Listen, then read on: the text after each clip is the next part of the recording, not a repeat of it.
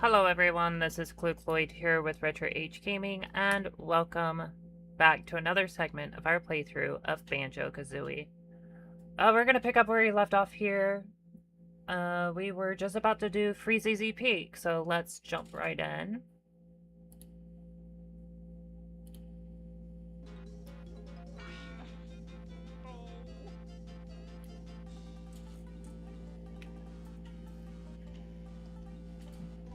Got me my cup of coffee here.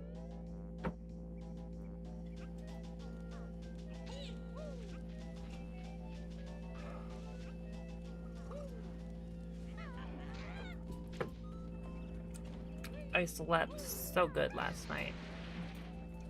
I slept for like 10 or 11 hours and oh my goodness, I needed that. We're making some pretty good progress here. Now there should be another Stop and Swap item that we can get in Freezeezy Peak. Now, we are able to use Stop and Swap with other projects in the decomp, but I do not know that I will be playing the other games. Like, I do know that one of these Stop and Swap items has compatibility with the Star Fox decomp. But I do not know that we will be playing that. We already streamed a kind of a definitive version of Star Fox 64. Of course, this is before the new Star Fox 64, which I have played the demo of, and I would have to say it is definitely the definitive experience. I had such a good time with it.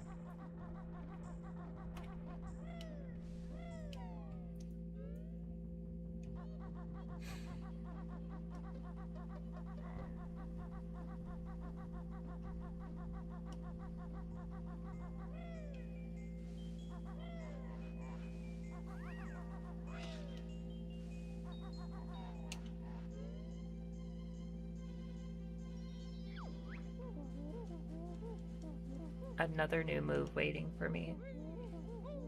If I can find it. I see how it is. That is a nice looking igloo right there.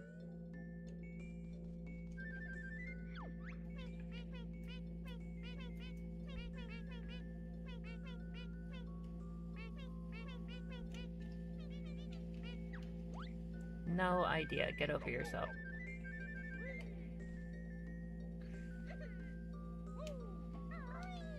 One thing I am noticing in playing this game is how similar it is to Mario 64.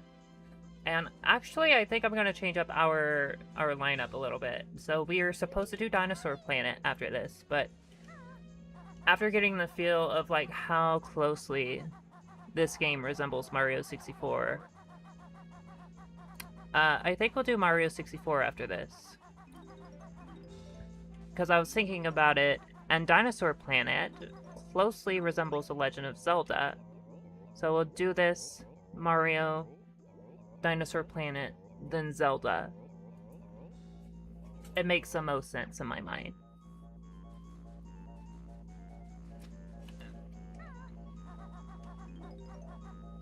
So yeah, be ready for it.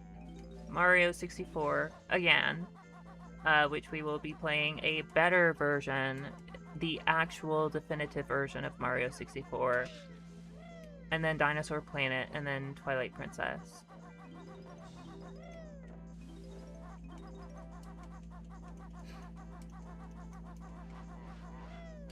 And I think once we hit Twilight Princess, we're going to go ahead and we're going to do multiple Zelda streams, because Ocarina of Time has already been announced, and it's coming out this year. And we need to finish Master Quest before the game comes out, because I am also planning on doing a stream of Ocarina of Time on my Switch too when it comes out. Because I know there's a lot of people saying they've not been able to afford it yet. And so to have a stream done of like every version, now granted, I am streaming pretty much the Nintendo 64 and 3DS versions at the exact same time, kind of mixed together. Yeah. So it is not like... I'm not doing the originals. The original. I will do the remake when it comes out. I should have my capture card by then.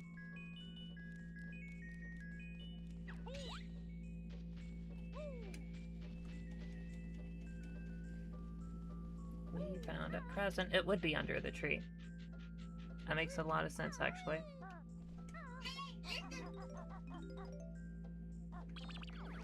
Hang on, that's my mom texting me. Hope she's not mad, because I did swear. She asked me to bring a package in, and it was so heavy. Oh, okay, she's not mad.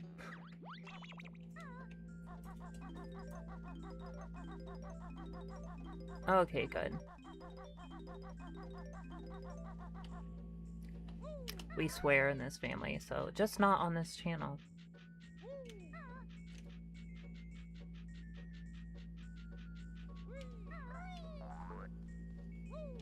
It's the Christmas Jiggy! The miracle of the Christmas Jiggy. Sounds like some fan fiction I would have wrote when I was 8. Let's see.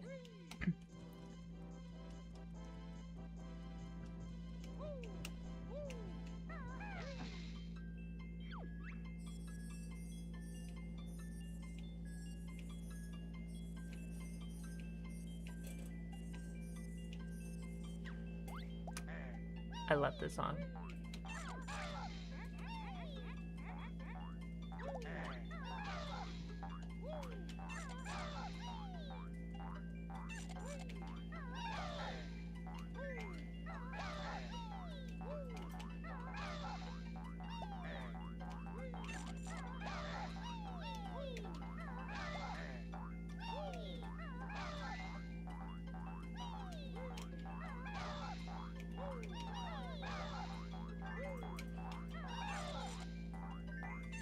Oh, we got it!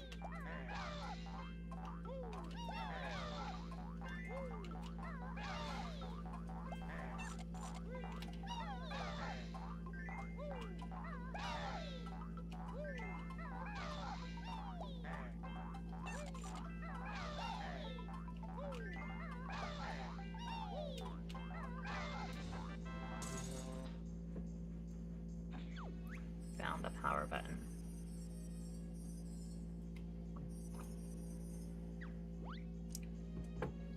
Yeah, let's go turn on the Christmas lights.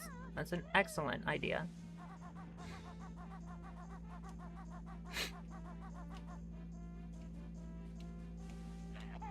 Powering on.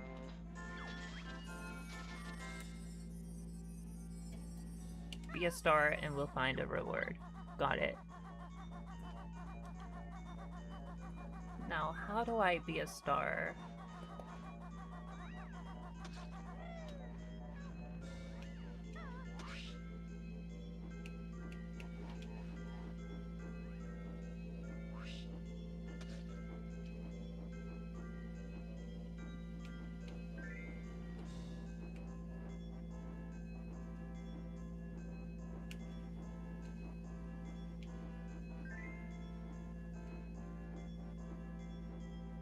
I love the little snowflake buttons on the snowman.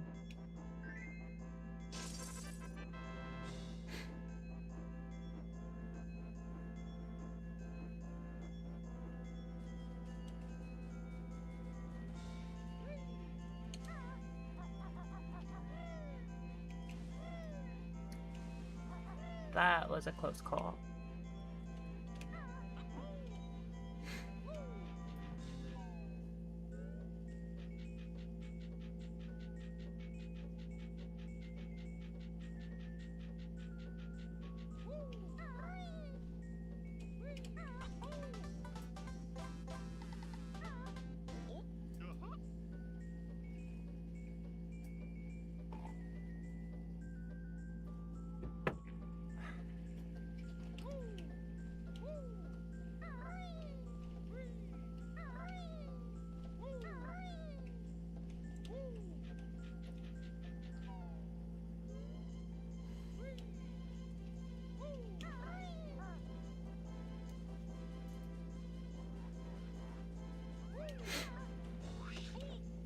Dang it, we got hit. That's not good.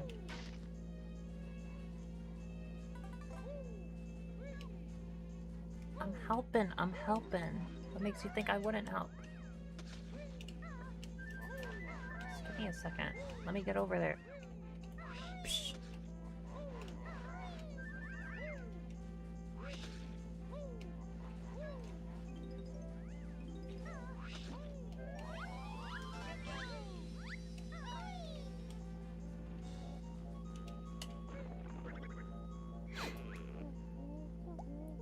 Some aerial action. A beak bomb attack.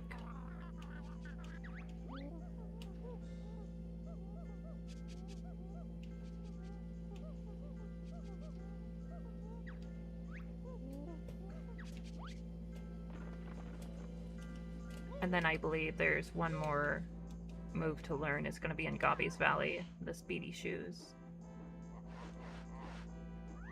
We'll have to come back here with it once we get it.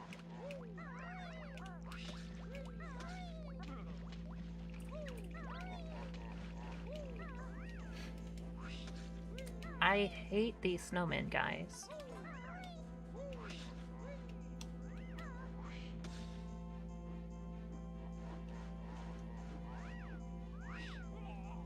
Oh, come on. Give me a break.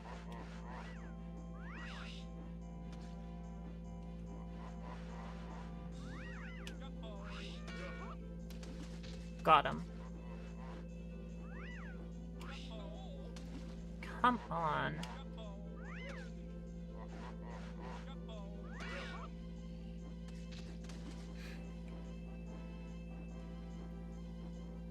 There's another one. There's one of the presents over here, too. We'll want to pick that up.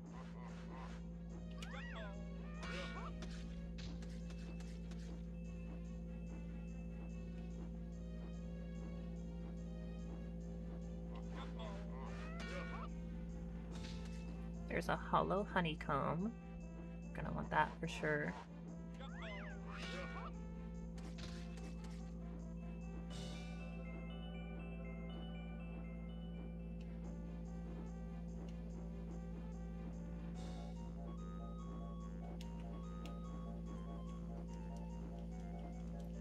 You know, there's a couple mods that I want to do as we play through some of the rare games. There is a mod for Conquer, as essentially Conquer combined with The Legend of Zelda: Link to the Past, and then there's one for Banjo, which is essentially Ocarina of Time with Banjo-Kazooie.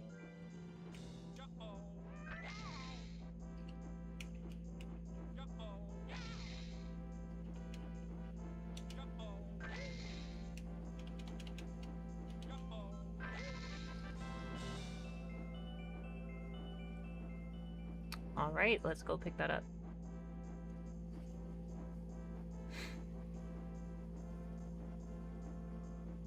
Oh yeah, we will definitely have to stream those at some point.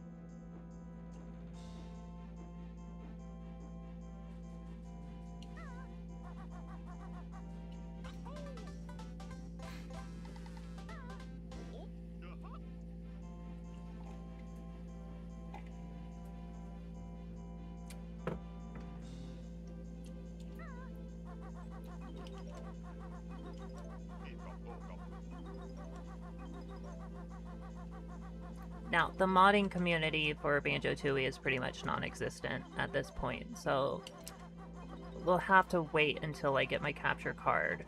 I'll just play Banjo-Tooie off of my Switch.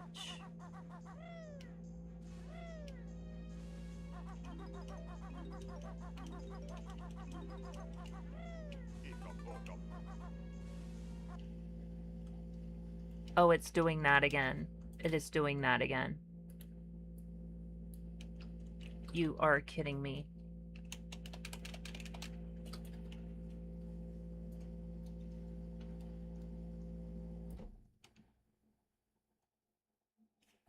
Let me see. I have a feeling it might be this.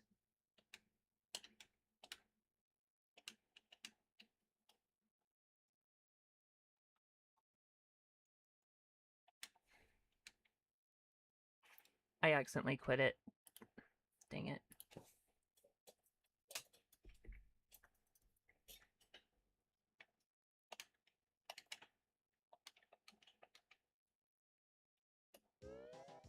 because there is a note with that says make sure that you turn it on in the layer to avoid odd game behavior, and that is odd game behavior. So I have a feeling because we've not been turning on stop and swap in the layer every time, that's why that has happened to us a couple of times. So let's go ahead and toggle that on and get out. There we go. That should fix it. Should. Now we're having issues. He's walking backwards. There we go.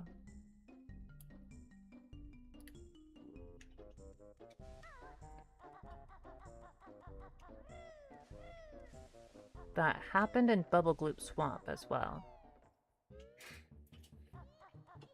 It was like right at the start of the level.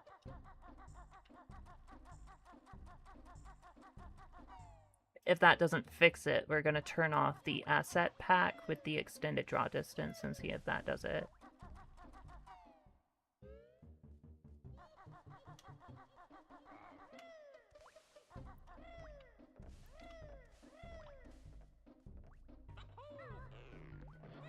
I've got to turn up my AC. Hang on a second.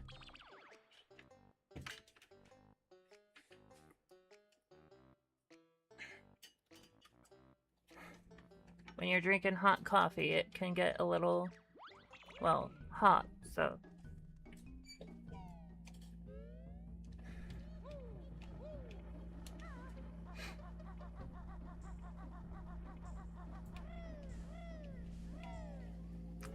Yeah, I will need to remember to toggle off the stop and swap at the end of every stream.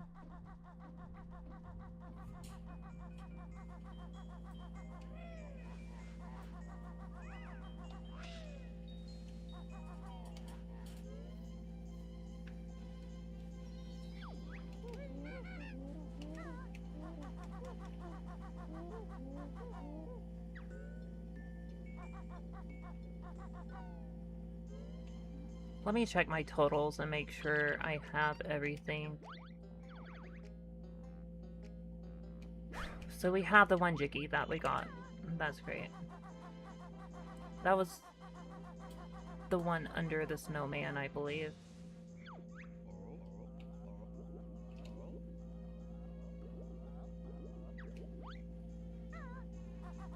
Unless it was the one that we got under the tree.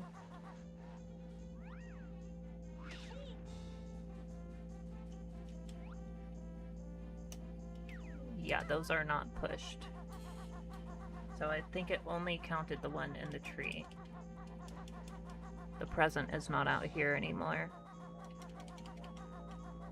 Thankfully, we did not get very far before it started acting up. Oh, come on, get up there.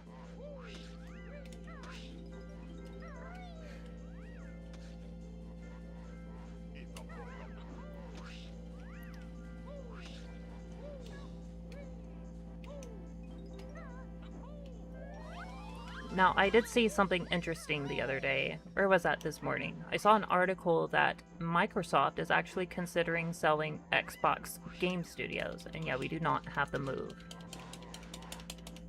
So we have to get that move again. Which means we'll have to get this Jiggy again from the snowman. Yeah, apparently Microsoft is considering selling Xbox game studios, which is the... That is essentially the owner of Rare right now, is Microsoft's Xbox Game Studio. So if they sell it, depending on who buys it, they could decide to do another Banjo-Kazooie. So.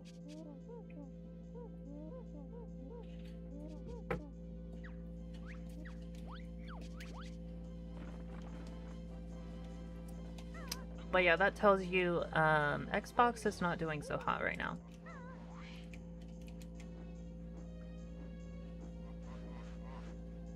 Right? Exactly. That was my thoughts exactly.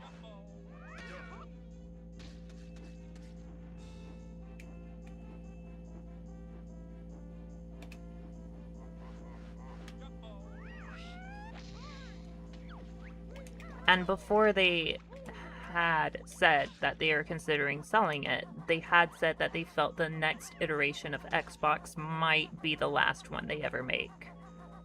So,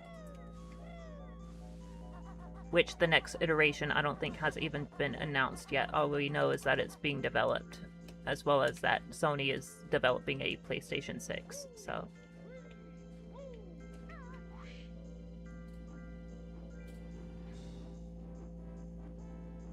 But if they're considering selling now, that means they're probably having issues in development of their new console.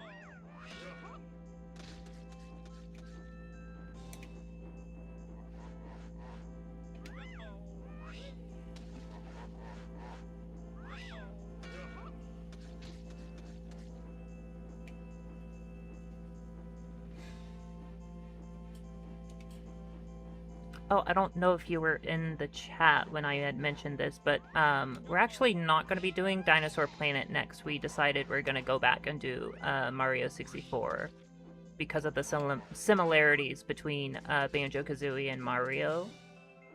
And then we'll do Dinosaur Planet and then Twilight Princess because of the similarities between Star Fox Adventures and Zelda.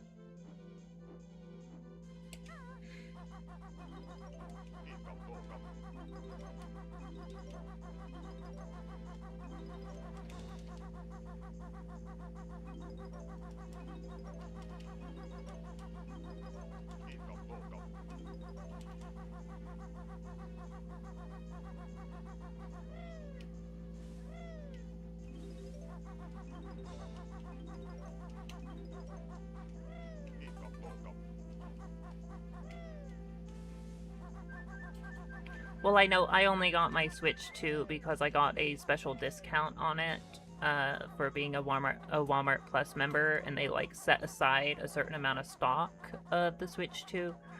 And so I traded in my OG Switch and got the 2.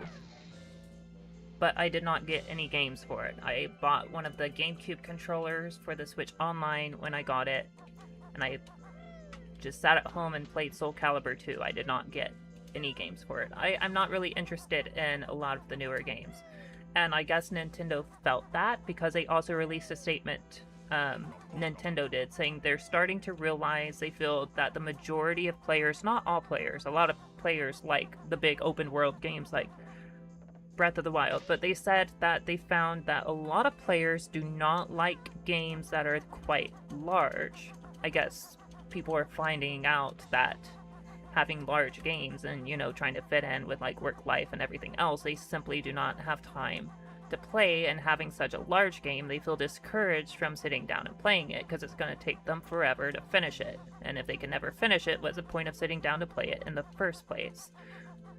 So I feel that's the real reason behind them doing the Nintendo 64 remakes, because those games are considerably smaller from games that we have today, and if people take great interest in them,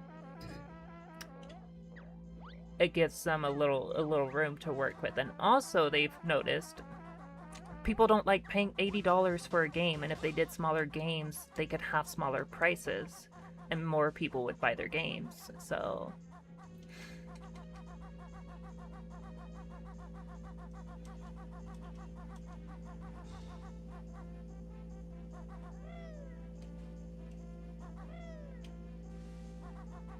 oh yeah, for sure.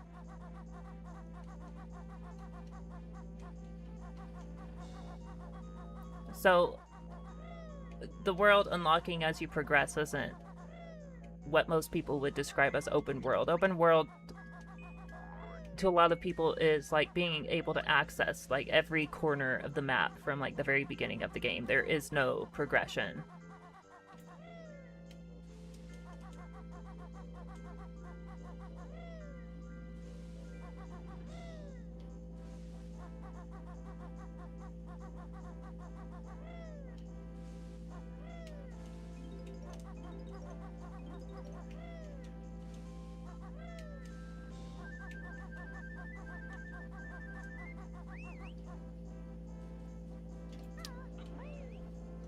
I see that one honeycomb's trying to trick me over there.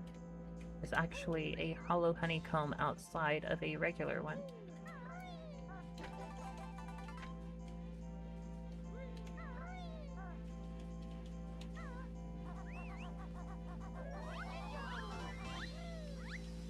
I have seen some speculate that part of the Ocarina of Time remake is to gauge interest for the traditional style Zelda, and similarly to how we have like top-down Zelda and 3D Zelda currently, it would expand the franchise to having 3 different genres, to have the top-down and more 3D open world like Breath of the Wild, and then a traditional Zelda game at the same time. And they could be releasing games of the different genres.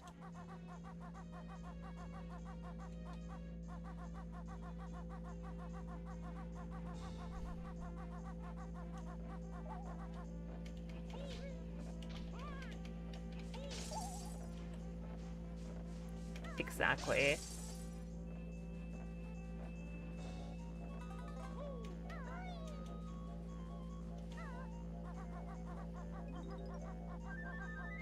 Now, I beat Breath of the Wild, but it for sure was a chore for me to get through. Tears of the Kingdom, I really liked the introduction a lot more. The story was thrilling from the beginning, but you play it for a little bit and it starts to run into a lot of the same issues that I had with Breath of the Wild, and I ended up putting the game down, and I never actually finished Tears of the Kingdom. I actually sold it. I plan on buying it back eventually. And once I have my capture card, I'll probably do streams of Breath of the Wild eventually. But just know I'll be complaining pretty much the whole time.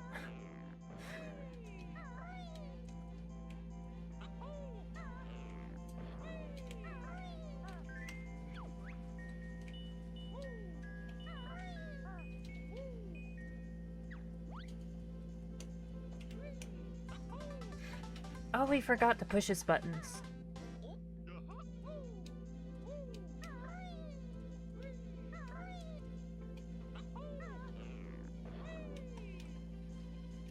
I don't know, for me personally, I felt like the last time Nintendo games were like truly great would be like, excuse me, the Wii or like the Wii U era.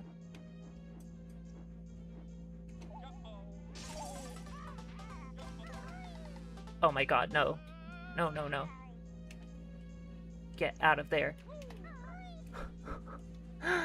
Oh my goodness. That was close. So close. I wonder if Bottles will heal me. He does when we learn new moves.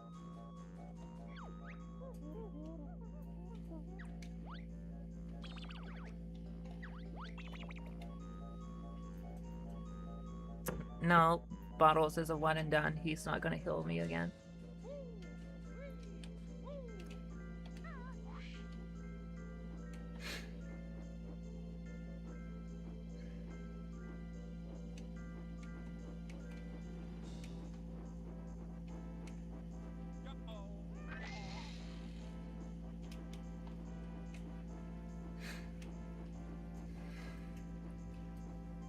I'm having a feeling the extended draw distance might be what caused some of the instability.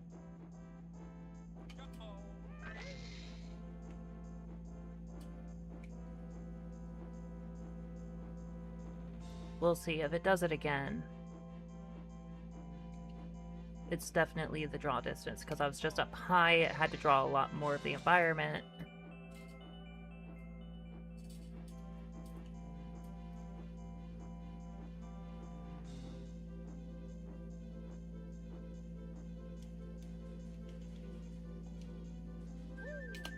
Yes.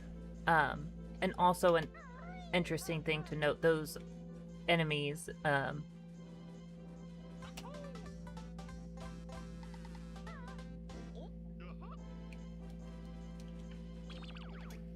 I did know their name. Since you're calling them cat centaurs, it's kind of like, it's left my mind for right now. But yeah, they are typically only seen in the hero's downfall timeline as well, which is the interesting thing that you see them in Breath of the Wild.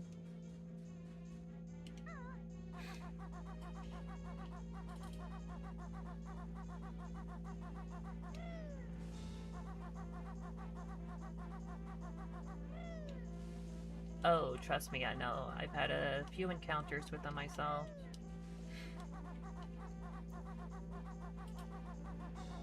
The Lionels are called Lionels, I believe.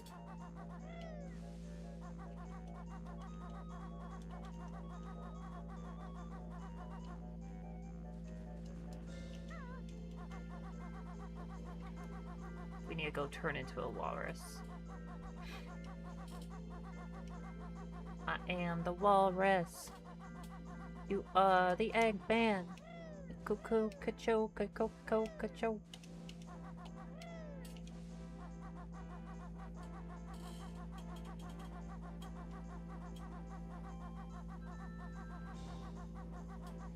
I've actually been seeing people say that they hope they change the ending of Ocarina of Time to where it makes sense with one of the other timelines aside from just a child timeline. Like either going into the Wind Waker or the Downfall timeline. Did I not get your present? I need to go back inside the tree. That's what that is. Psh, hit the wrong one. Wasting all my precious golden feathers. Oh, there's a Mumbo token up there. That's right, we need to ride the sled down here. But we fell from the top of the snowman, and that kind of ruined things for us.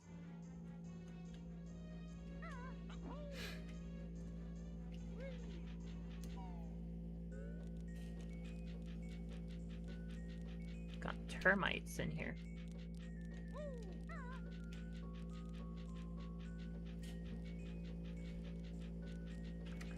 It looks like we did get the notes, but we didn't grab the present.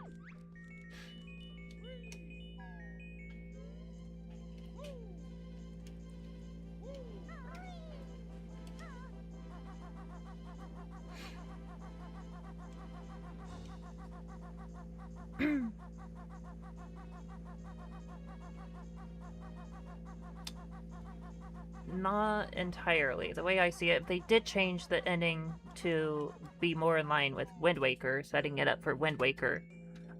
All they would need to do is Link wouldn't go back in time at the end of the game. And for the Downfall timeline, just have a game over screen that shows the hero's downfall if you lose.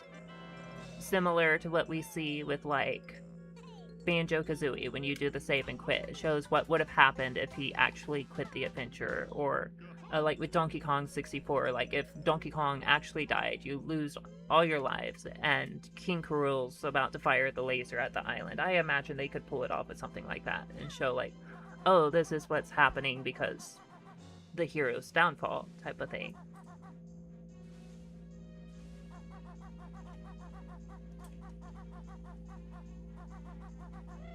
Like you lose, this is what happens.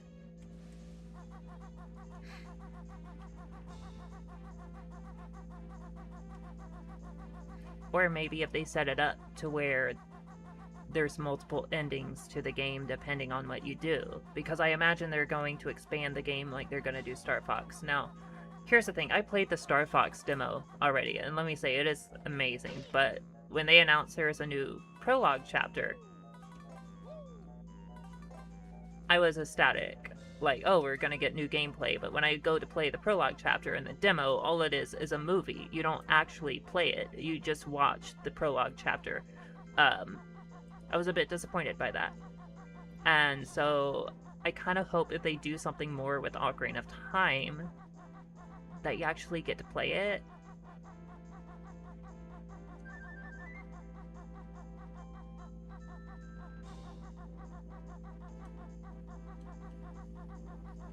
Yeah, they could do something like that, even.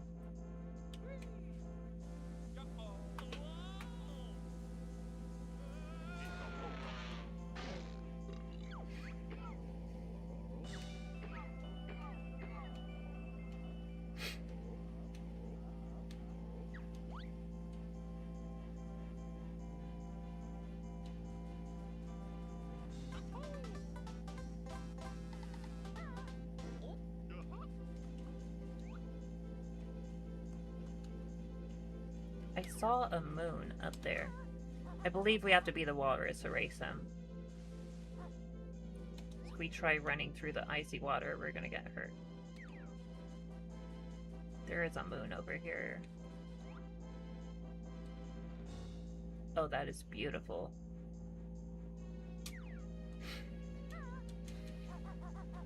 Let's go turn into the walrus, shall we?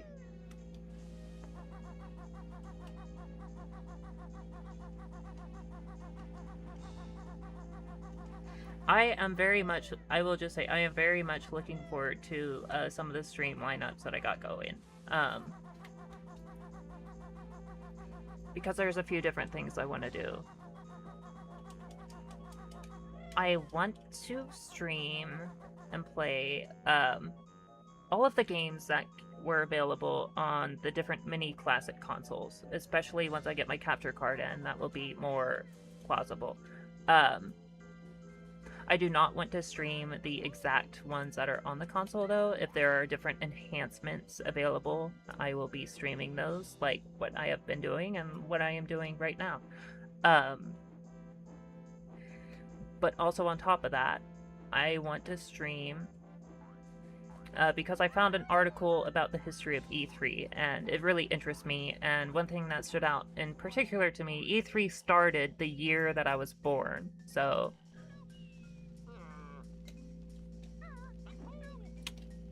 I don't know, part of seeing that, I'm like, yeah, I feel drawn to it. It's like I should do something with this. I want to do E3 streams. I've managed to come across a lot of the different E3 demos, and I want to stream as many of those as I can, but then I also want to, after streaming the demos themselves, stream a lot of, there are some projects where they're like, what if the game had everything that the E3 demo had, type of thing. Because a lot of the stuff gets cut out. And so I will stream like both the E3 demo and then the final game where applicable. Now there are some demos from E3 I'm not able to play, but they also had similar demos shown off at like Space World, and there are recreations, and I've already streamed a couple of those. There's a lot I want to do.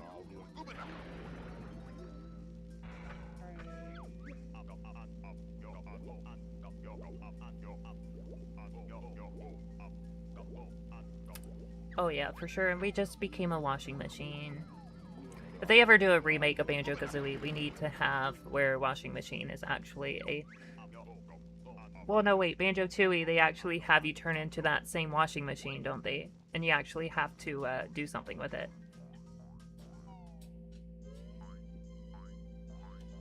I believe you have to, like, go around the quarry and wash all of the employees' clothes or something as a washing machine. And I just know they only put that in there because of the Easter egg in the original.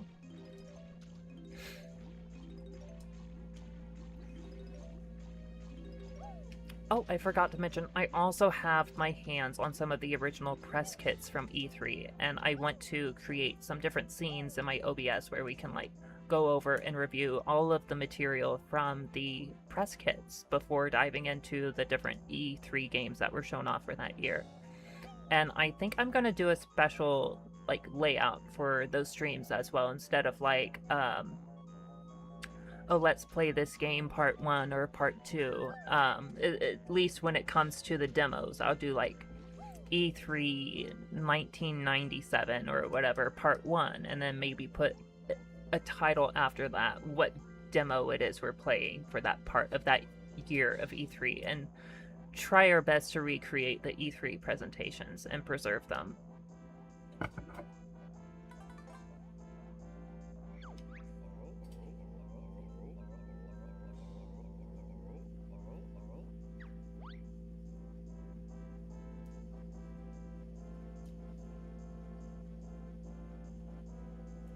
That's interesting.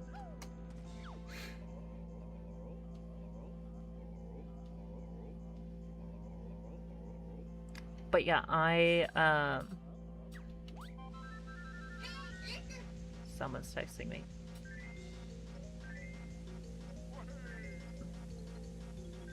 I thought in part of the downfall was going to be because they bought up so many studios, right? And then they you knew something was up. They would buy these studios and then they wouldn't hire them. They would buy the studios and then shut them down. And they were like, oh, because we don't have the money to run these or operate these studios. And then you're just kind of like, well, then why did you buy them? They would buy studios that they didn't even have the funds to be able to afford to operate, just for the heck of it. So, yeah. They were a little wiser in spending their money and only bought things they actually could afford to operate. They might not be in that position.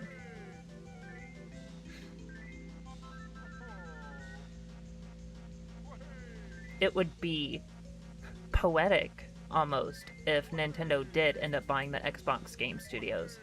Because the studio started in the first place as a pitch to Nintendo. Microsoft wanted to be the leading engineers in their hardware development. And Nintendo didn't like the amount of control that would give Microsoft. And they turned down the deal. And then they took their pitch and they released it as the Xbox. Similarly to, although I don't believe Sony pitched to Nintendo, Nintendo asked them for a pitch. Like, Nintendo actually reached out to Sony and asked for a pitch for a CD-based add-on to the Super Nintendo. And of course they loved it. They called it the Nintendo PlayStation. 1 second.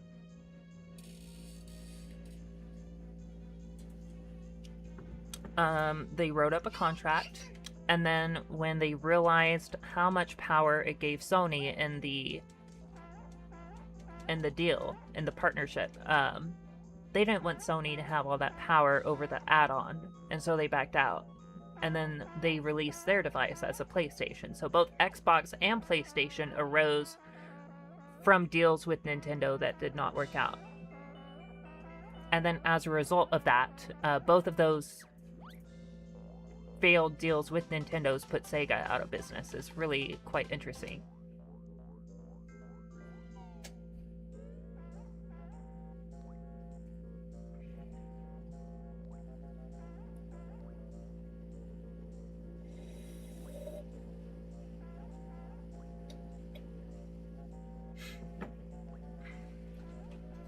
Well, don't they have their own built-in security now?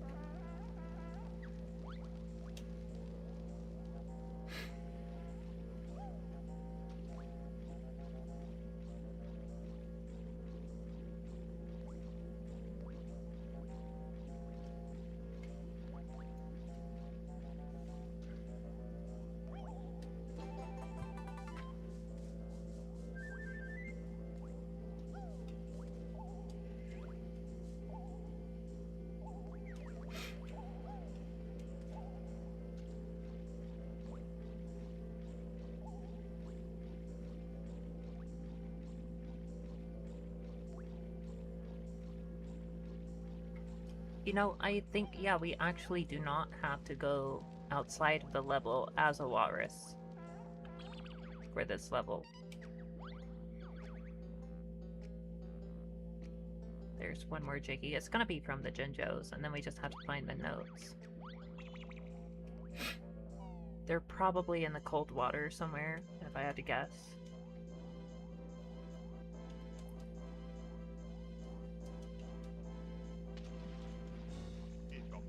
There's a token.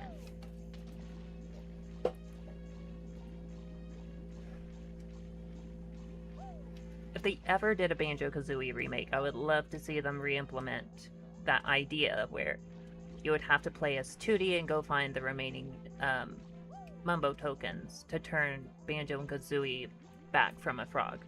That would be really cool. And would be even more neat because there's like so many hidden intricately all over the levels, as if Mumbo himself gave you like some kind of tool, like a radar, to find all the remaining tokens to turn them back. That would be pretty cool. I would be fine with that.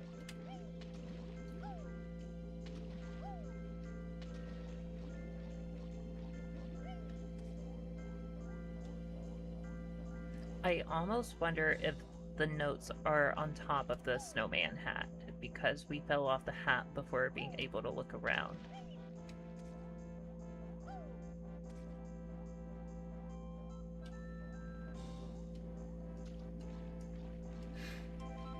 It's very possible.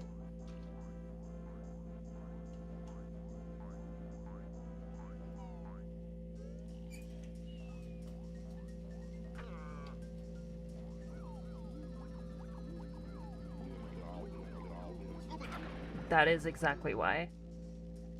Yep, just like how they didn't have time to remove all of the stop and swap assets from the game.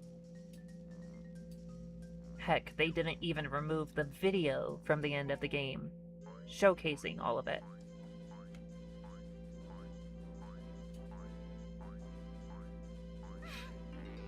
They were obviously in a rush to get it out.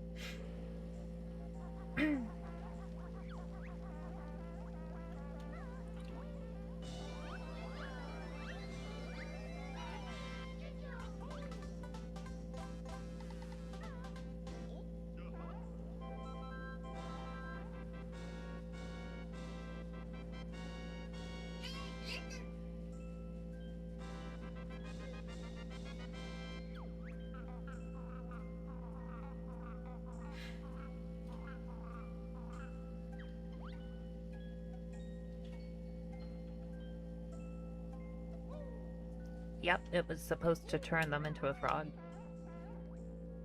See, this is where the whole stop and swap thing started, though. They had this see-through ice right here. You can see the ice key inside there. I remember when I was younger seeing that key in there and like wondering how the heck I'm supposed to get it. Like, I'm supposed to get that. I can tell I'm supposed to get that. And it drove me crazy trying to figure out. And then, of course, I believe it was back in 2008 when those codes leaked online, and I finally went in and, like, I got it. And, like, of course, people then that were pulling the game apart, they start explaining what it all meant and what it was supposed to be and what it was not. And yeah, that's where Stop and Swap really blew up.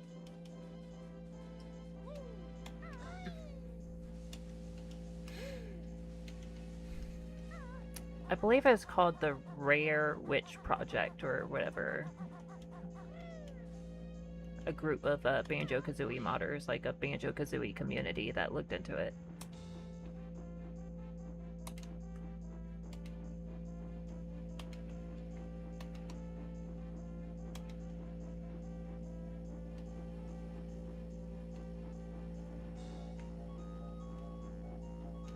If it's not up here, it is up here. I was right.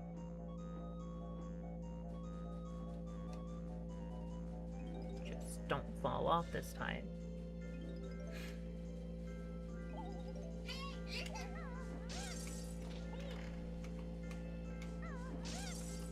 I am getting a lot of messages, apparently. I don't know if you hear that.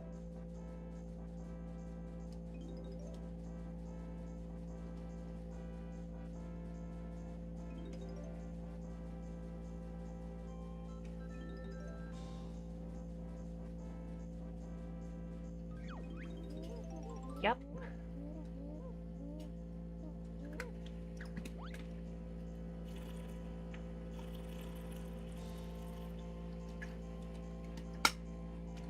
Which is interesting because Banjo-Tooie really cut back on the number of collectibles in each level, yet the levels were so much bigger and required a lot of backtracking, and it was a lot more of a headache for not having as many collectibles, which just goes to show it's not the fact that you're collecting a bunch of useless objects, whether it makes or breaks the game. people want to say like, oh, collectathons are no fun. But like when Banjo-Tooie removed a lot of the collectibles, like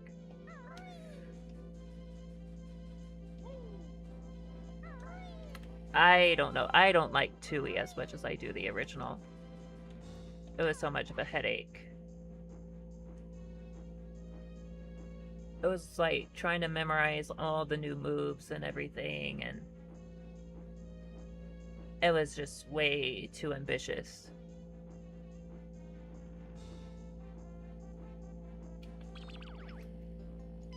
I do like the story and the characters and everything. It's just, it was too much.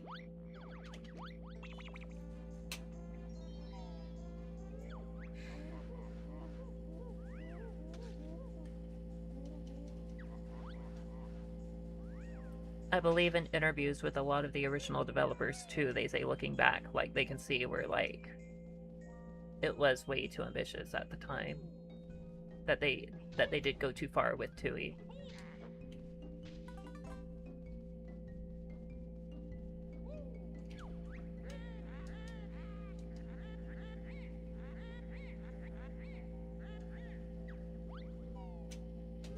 Let me see what kind of messages I'm getting. Ah, it's from her universe.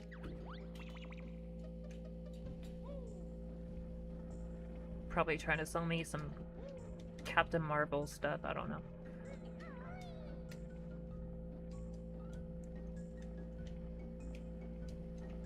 We do need these wading boots.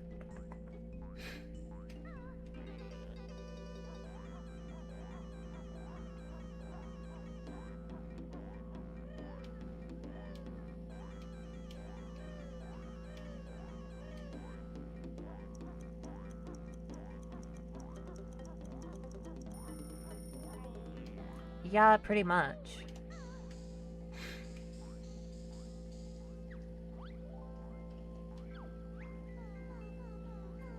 Best friend at which school was the awful, saggy Maggie.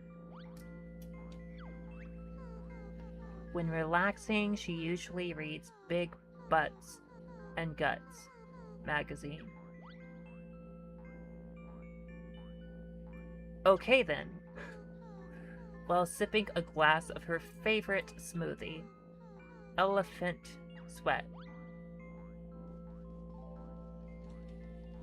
Her favorite drink is a Elephant Sweat smoothie? Okay.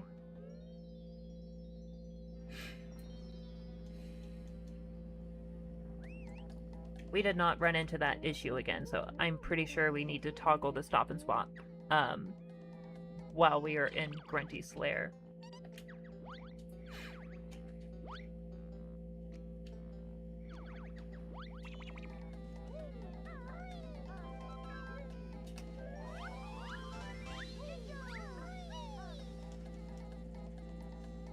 Now, I believe in some of the interviews about Stop and Swap, it was discovered that Stop and Swap wasn't actually supposed to all be for Banjo-Tooie. That I think only 3 of the items were going to be in Banjo-Tooie, of course, because Mumbo shows, oh, these items for the next game. But then after showing the items that are used for the next game, you'll notice that there's other eggs in your inventory for Stop and Swap, aside from the 2 eggs and the ice key. I believe there's actually 6 eggs, if I'm not mistaken. It turns out that one of the items was going to be swapped with each and every other rare game that was developed for the console. Like Donkey Kong 64, Diddy Kong Racing, Conquer, like each one was going to have some sort of implementation of this Stop and Swap feature.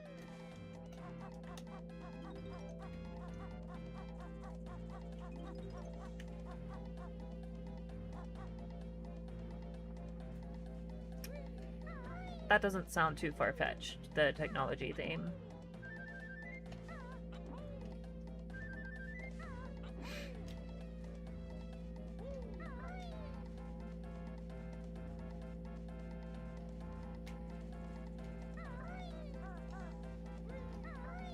I'm still upset we didn't get Banjo-Kazooie.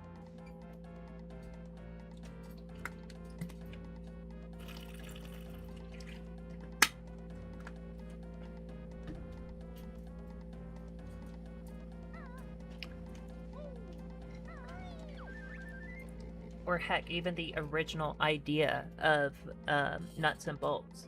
Originally, the game was going to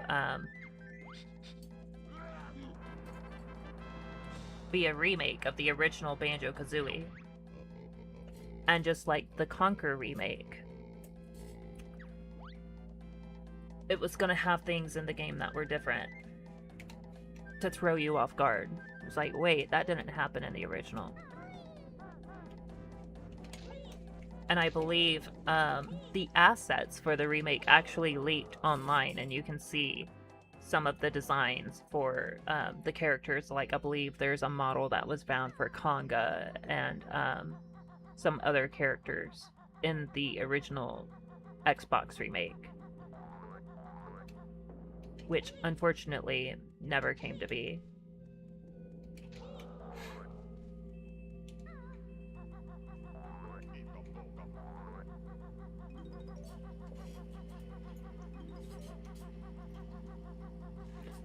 I get that people are upset that Rare is not dedicating any time to their old IPs and they're mostly focused on Sea of Thieves, but I also understand for the fact that Banjo-Kazooie was supposed to be a game about pirates all along.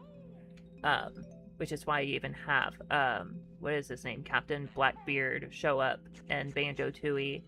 He was like the original antagonist in Project Dream, and does this statue have 3 eyes? Looking at? That is weird. Yeah, he has 3 eyes.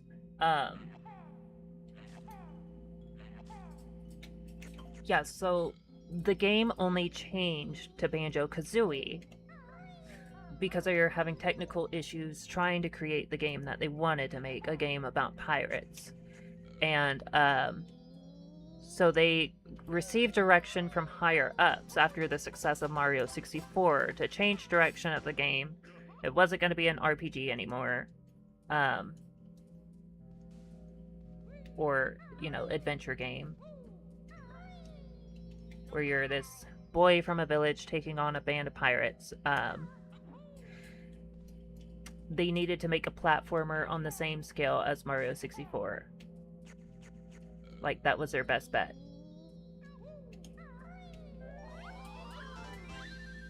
And so they took a look at what the other development team was doing for Conker's 12 Tales, and they kind of copied off them a little bit, and copied off Mario 64 a lot. And that is how we got Banjo-Kazooie. Like, they never wanted to make Banjo-Kazooie. They wanted to make this other game. So, the way I see it, Sea of Thieves is them finally being able to make the game that they wanted. So, of course, they're overly ecstatic about making it. Of course, it's not the original development team. A lot of the people that made Banjo-Kazooie quit.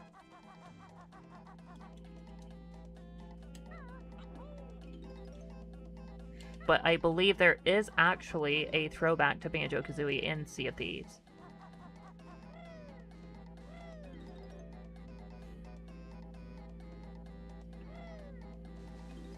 Yep.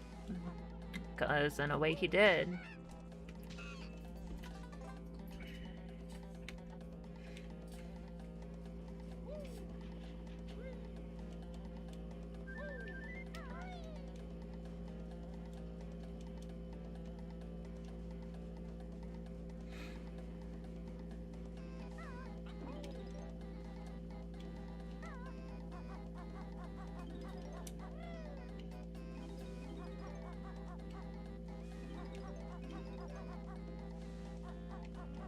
That's why you see so many similarities between Mario and Banjo-Kazooie. Like, instead of Power Stars, we have Jiggies, and then instead of collecting 100 coins on every level, we have to collect 100 notes, and they have scores just like the coins would. The coins you collect in the levels would not save permanently.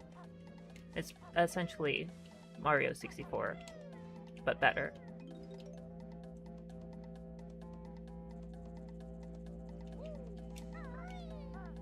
I feel Banjo-Tooie, like, at that point, it more or less was a passion project. I feel by that point, they really fell in love with the idea of Banjo-Kazooie.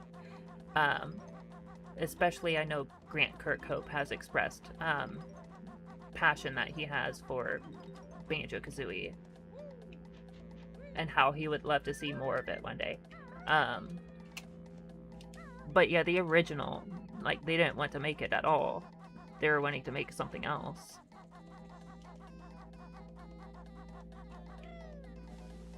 But eventually, of course, they grew to fall in love with it. And they really expanded on the humor and everything in Banjo, because I was about to say Kazooie too, in Banjo-Kazooie.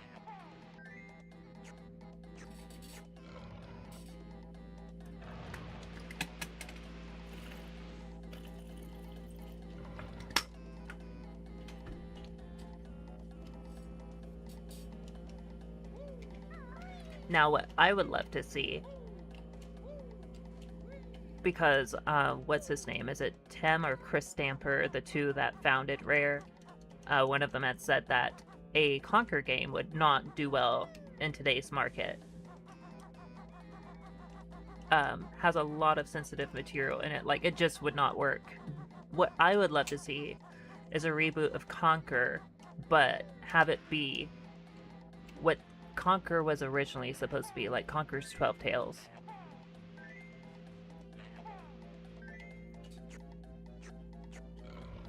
I know one of them showed off on their YouTube that they had a playable copy of, I forget which event it was you could actually play the 12 Tales demo, but there was a publicly playable demo of Conker 12 Tales. There's footage of it circulating online where people could go up to a kiosk and actually play 12 Tales before it released, and little did they know that would be the only time they ever were able to experience that game. But apparently the ROM is still out there. Like, one of the creators put a video of him playing it on YouTube.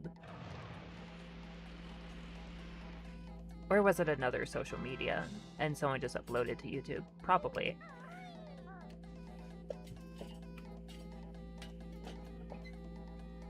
But I expect, because he's shown off so much material, that probably a lot of people would get reprimanded for showing off and be able to get away with it because he was like one of the co-owners of the company. I have a feeling he might leak some of those ROMs before he passes.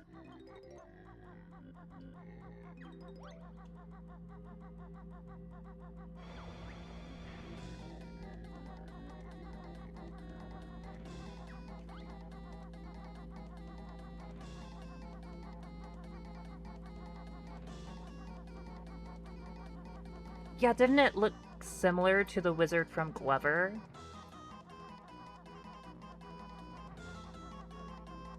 Or am I mistaken?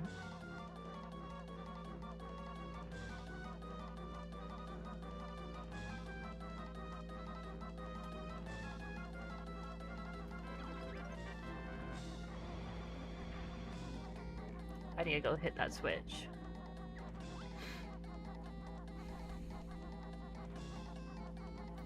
Glover is another game we're gonna have to show off. Mr. Dark. Trying to remember, where's Mr. Dark from?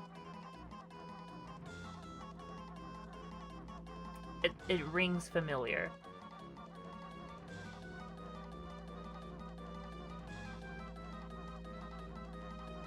Oh, Mr. Dark from Rayman! There's a mummy with a flat top in here.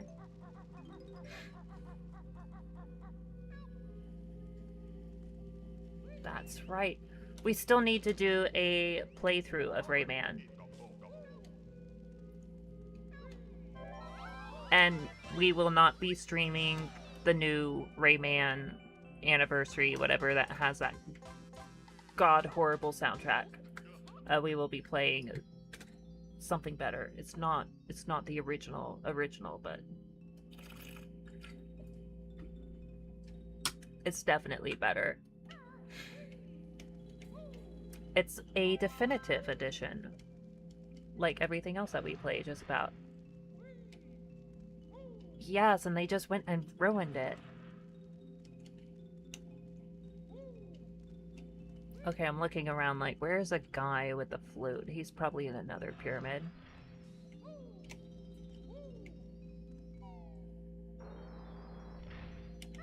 Sorry, Banjo, but our flute guy is in another pyramid.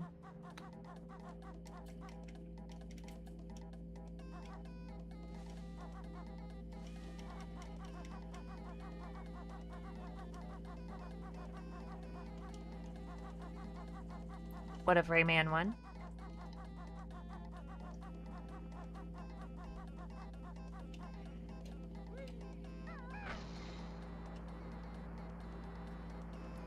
Hi, Derek. It is going. How are you?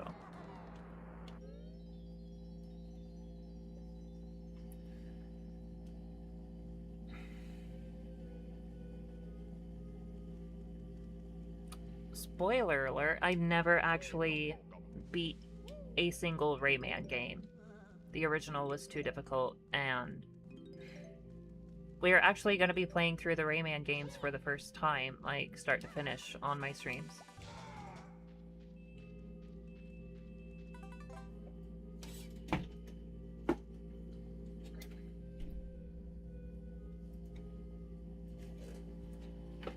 The original Gobby's Valley didn't have a skybox?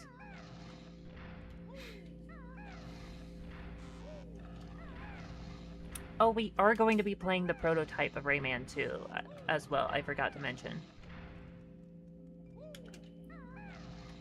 Probably not going to beat it, it's only like a single level, and it's in the same style as the original Rayman. Originally, it was supposed to be a side-scrolling platformer just like Rayman 1, but the move to 3D was pressuring them to make a 3D game instead, so they did.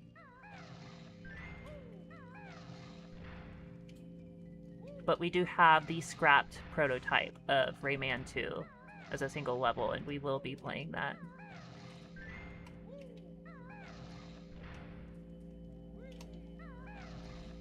We will also stream the prototype of the original Rayman, which is included in the Rayman Anniversary game.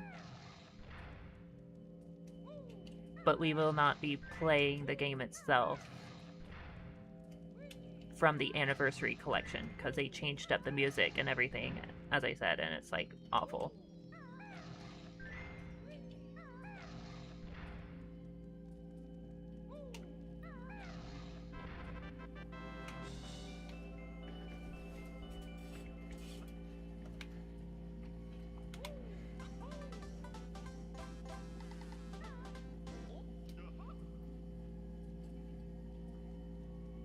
Sounds like it was a fun weekend.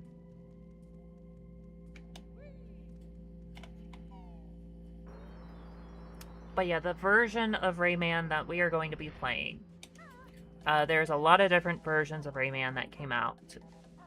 I guess more or less specifically for PC, that added a bunch of different level packs to it. So we are going to be streaming a version of the game that includes all of those, and then some. It is known as Rayman Redemption. And you can unlock costumes and all kinds of cool stuff. It like completely redoes the original base game.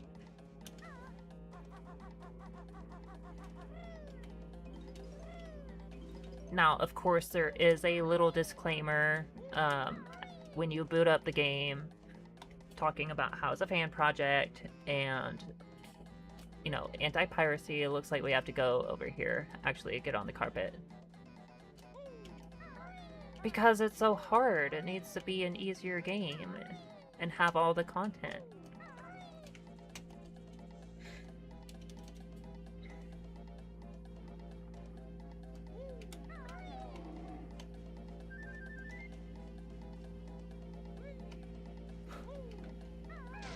Wife Glowbox.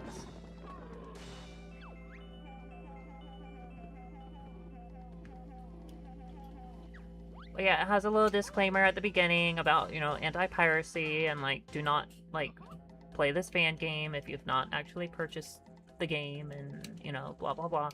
Which I did actually buy the Rayman Anniversary edition. The Rayman Anniversary Edition, so I feel that, yeah, I meet the criteria to play this game. I've been redeemed and can play Rayman Redemption, so...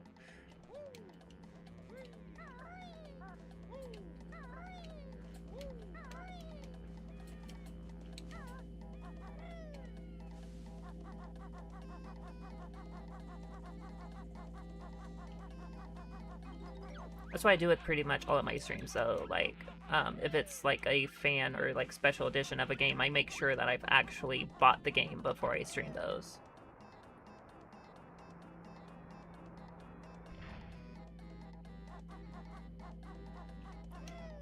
That is true. Which is probably why they're warning you about pirates. Because pirates are the villain of the game. Which means, if you pirate, you are the main villain of the game.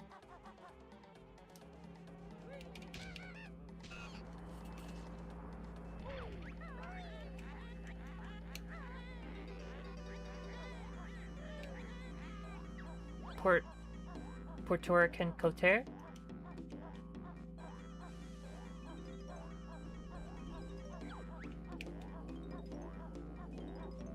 Is that like a French holiday, or?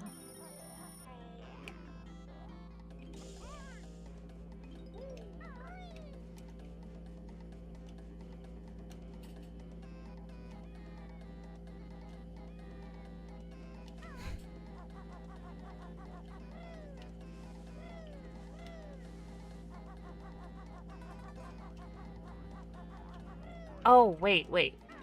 Puerto Rican culture.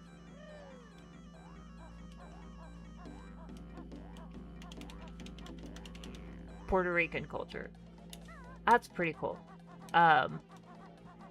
My dad's best friend in high school was Puerto Rican, and even though they're not related by blood, like we still call him uncle, so... Oh, there is the move that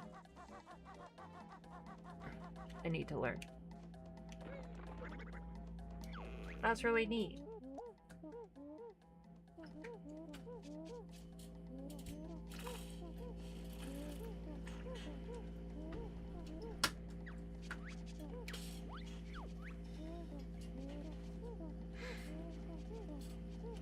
All the moves in the game.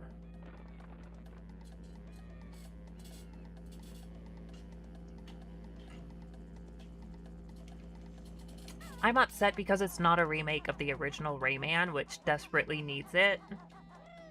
To be fair, they did just do a remaster of the original Rayman with the Anniversary Edition, but rather is a remake of Rayman Legends.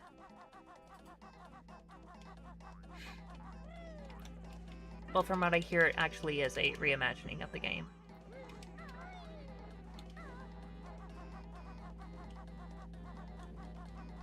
It's really interesting how far remake culture has gone. There's actually, this year, so many remakes have been announced of games that have already been remade at least once.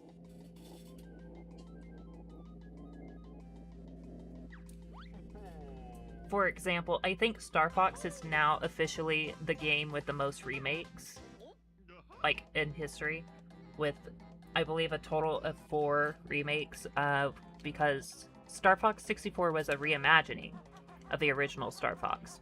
Used the same levels, the exact same levels, rebuilt for the Nintendo 64.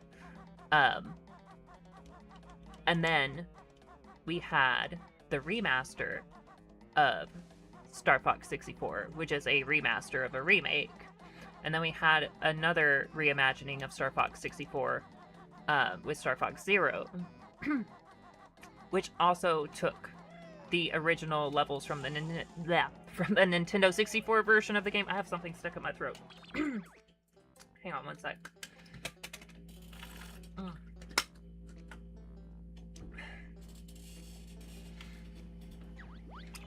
So, Star Fox Zero. Are those the bees from Donkey Kong? Those are the bees from Donkey Kong. You see that? Those are the bees from Donkey Kong. Okay, oh yeah, that kind of hits different with you-know-who in Office, the 250. He canceled all the events that had been planned for the past 11 years for the anniversary. Because he's a big crybaby. Anyway. Let's see. Where was I? We were talking about... That's what they're called. I knew it started with a Z. Oh yeah. Star Fox Zero was a reimagining of Star Fox 64 as well, and included a lot of the same levels and then some. And now we have Star Fox for Switch 2, which is being remade. Yeah. That is a total of, let's see. We had the remake, which was for the 64, remaster for 3DS, a Wii U reimagining, and now the Switch. Yeah, that's 4 remakes of Star Fox. But on top of Star Fox having 4 remakes, we're also getting another remake of Ocarina of Time, which people are arguing that, oh, the 3DS one was a remaster. No, the 3DS one was a remake. By definition, it was a remake, because they built all of the assets from the ground up. They didn't just put a fresh coat of paint on it. We already had a remake for the 3DS.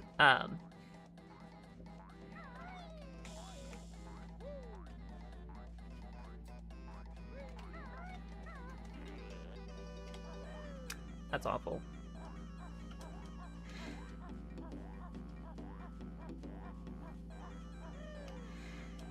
But we're getting another remake of Ocarina of Time, which I'm not complaining about. I'm very excited about that. But then we're also getting another remake of Tomb Raider, which was already remade for the PSP and PS2, and even remastered for the PS3 and the Tomb Raider Remastered collection. And then I believe we're getting another remaster, remake of, like, Resident Evil, was it 0? I'm not sure, but quite a few of the Resident Evil games, I believe, have been remade or remastered more than once. Yeah, it's really interesting just how far we've gone with the remake culture, but as I said, I'm not complaining. I'm here as Retro Age Gaming, and I love retro games, and I'm all for it. We can remake the same games over and over and over again, and I will be happy.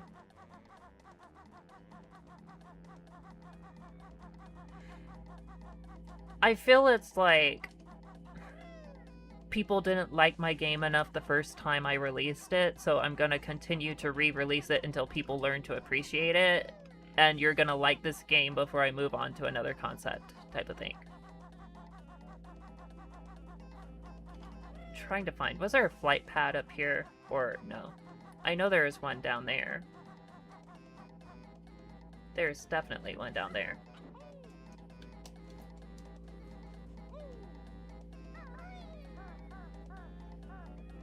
But the level of pettiness I feel would be me if I made a game and nobody liked it. I would continue to remake it until somebody learned to appreciate my game.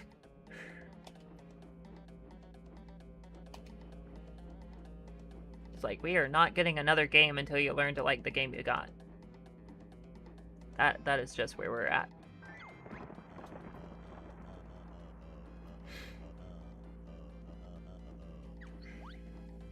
To beat the witch. Here we go. This is how you beat the game right here.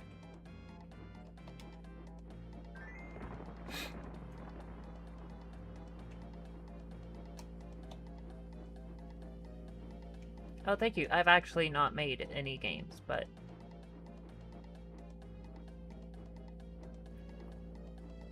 I plan to one day.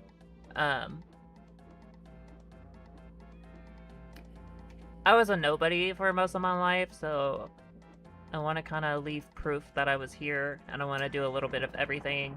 I want to at least release an album. I have a book out. I want to release a game. I want to have my own movie. Whether or not it succeeds, like, doesn't matter. Like, I want to experience life. before I don't have it anymore, if that makes sense. I want to do a little bit of everything.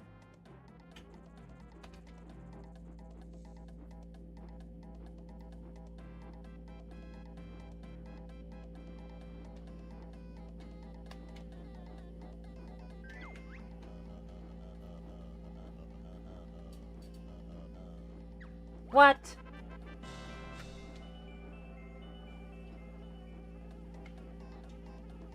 That is the biggest scam in history right there.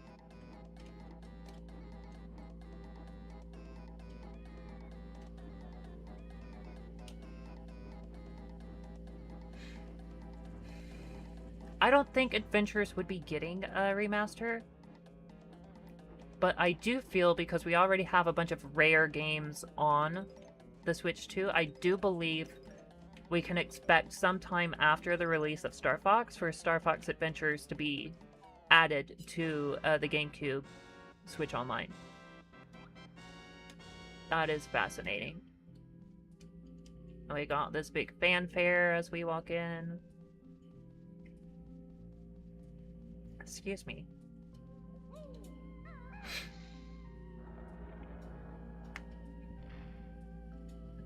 There it is, in all its glory.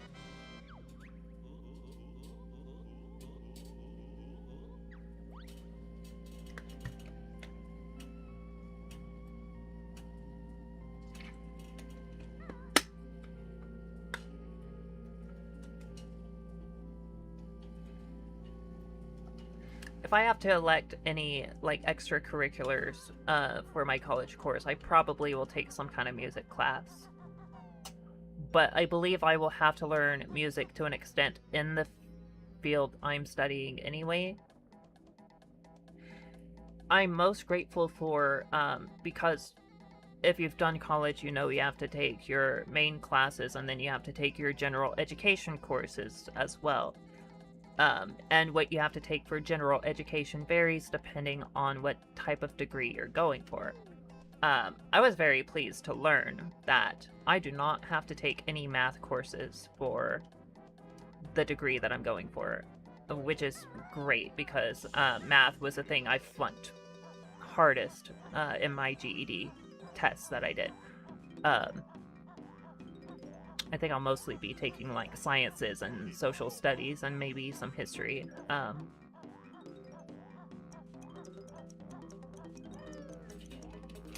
Hey, it's never too late to do what you want to do.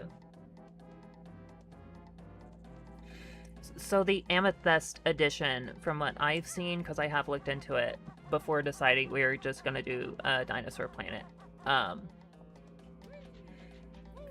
From what I gather, the Amethyst edition tries to make Star Fox Adventure play more like Dinosaur Planet. I'm like, well, why would I want to play a restoration that makes it closer to Dinosaur Planet when I can just straight up play Dinosaur Planet? You know, so we're gonna play Dinosaur Planet. That's what we're gonna do.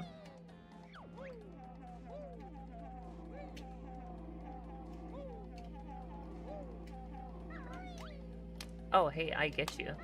It's tough being a billionaire. You need all that money for yourself. Other people are dying, but you need that money.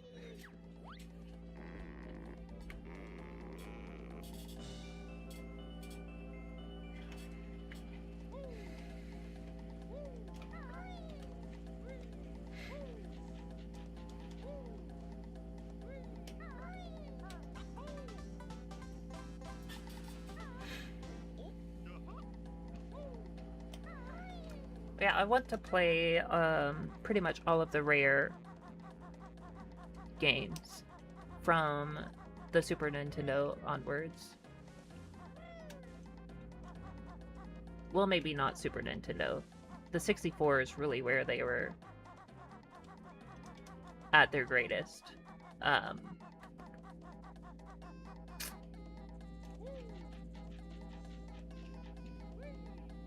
We need to hit that.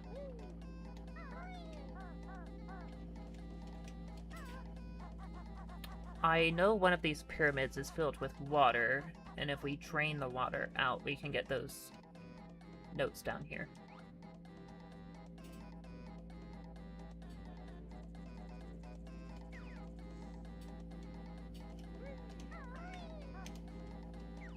Oh, you're wanting to do some kind of acting?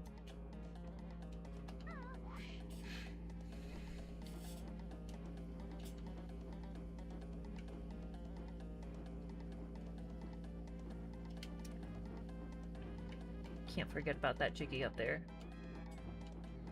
Someone remind me about that Jiggy up there.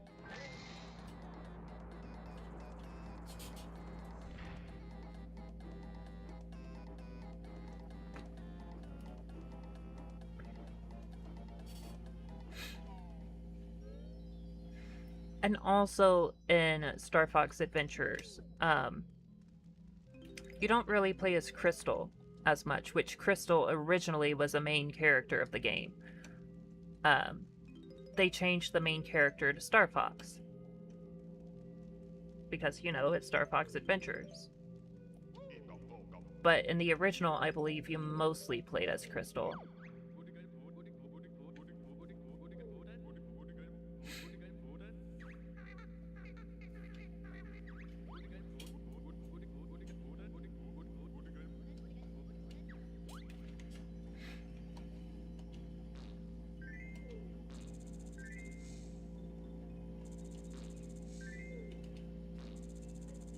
I feel the same can be said about healthcare. It's yours if you can get it.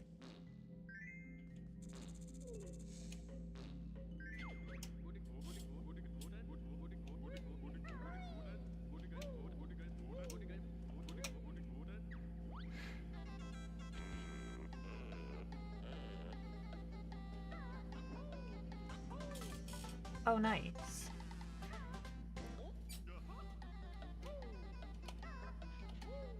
So I'll be going for a degree in interdisciplinary arts and performance. Now it's been forever since I've read up on like what all I will be learning, but I believe it said something about having to make like jingles for commercials, being a stage manager for a Shakespeare production, learning traditional dances, like performing the traditional dances, directing. I think I said directing and like stage managing. Like I have to learn all the ins and outs of performance, which I feel will do wonders for me, especially if I'm wanting to do more acting.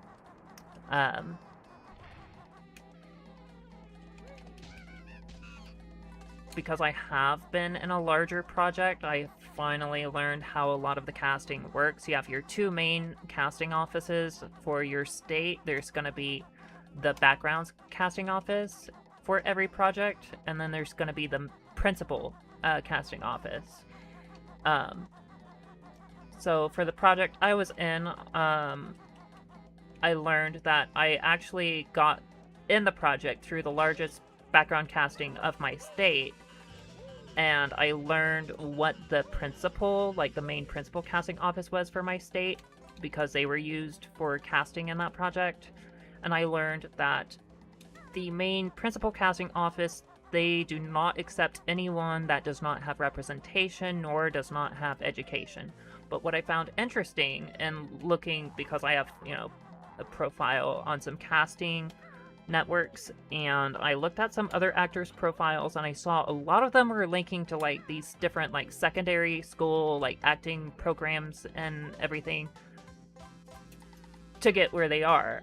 And so I feel doing an actual college degree instead of just straight up acting school might actually do more for me than just doing an acting class. You know, because I feel there's more credibility for someone with a bachelor's in performance arts than someone that just took an acting class on the side. So, we'll see.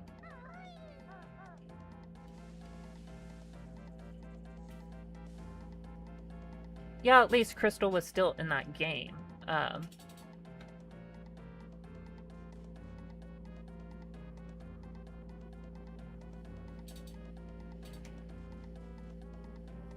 Yeah, Saber was supposed to be the main character.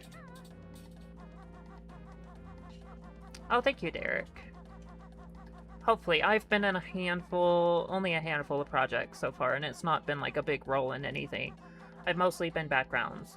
I only have a singular film credit if anyone wants to go check out the movie that I am in, but please nobody tell the director I said this. I didn't think it was a good movie. And also it is rated TV MA, I believe, so if you go watch the movie, keep that in mind. I would not recommend you go watch a movie unless you are at least 17, as I believe that is the age requirement for TVMA.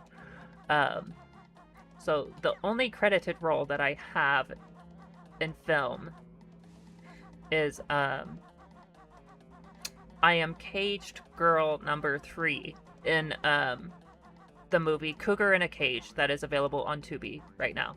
I am in a Tubi film.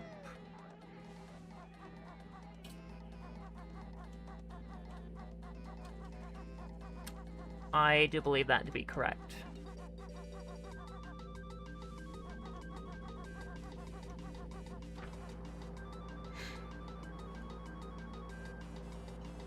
I think this is where the water reservoir is. Let's see if we can make it in time.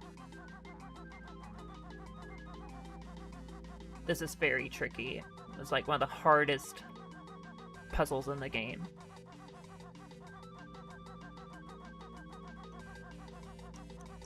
Get there, get there. We made it, barely.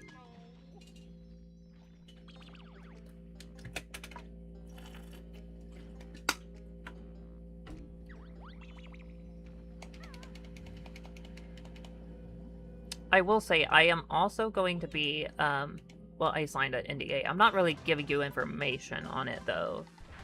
So I wonder if I can say this much. I will be, and I cannot say what it is. I am in a show that is releasing later this year on Paramount. I really don't have much of a role in it. I'm just kind of background. It's really the biggest thing I have for this year. And there was a Mumbo token up there. Are you kidding me? I'm gonna have to come back and get that. Psh. Or maybe not. I do know there's a lot of extra Mumbo tokens that we don't actually need, so I will not come back for that unless I absolutely have to. Excuse me. So we drained the water, now we can get these notes, which I believe to be the final notes we need in this level. I believe if we go jump on the camel again, he's going to give us the other hollow honeycomb, probably, maybe. And there's the last Jiggy.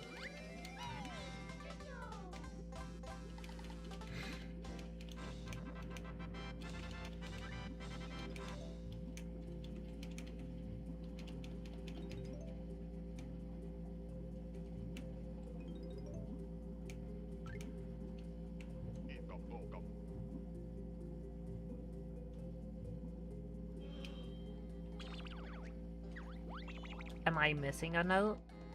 Yeah, it's right there.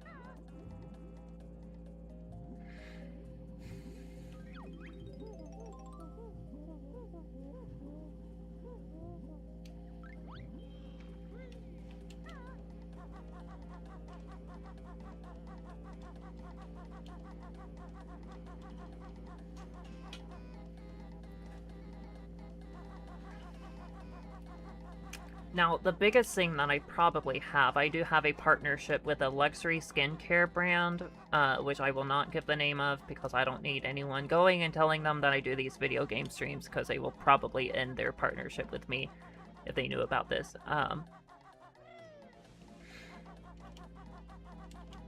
And yeah, they send me like a bunch of free like luxury skincare products and everything to do videos and stuff for them. And they also have offered me a job, but I don't really relate the best with their product. Like, it's mostly skincare stuff right now, which I don't really like. I was never really the type of person that really got too much into that. Yes, I'm in a movie. I'm Cage Girl number 3 in Cougar in a Cage on Tubi.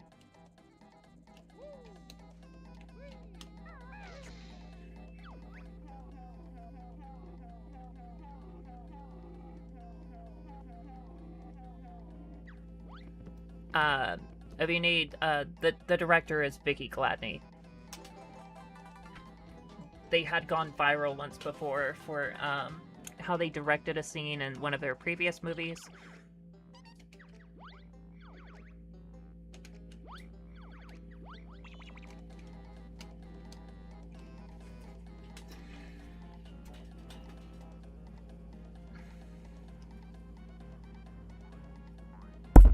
Oh, I just hit the mic. I'm sorry.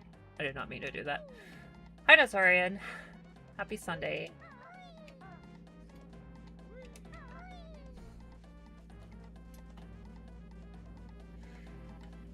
Oh, yeah, but, the luxury skincare brand that I'm in a partnership with now, I'm not really going to be doing much until they're working on some hair care products, which I definitely will be jumping on that bandwagon because I have such bad issues with my hair. Oh,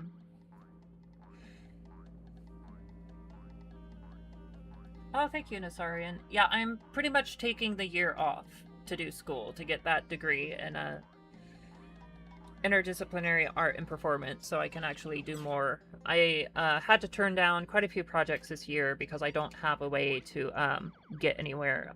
I had another offer for a background spot with it was another Paramount show, but I was not able to return and do another show with them because I had no transportation to get to set. And the amount of money it would cost me to take rideshare to the set would be more than what I would be making on the set.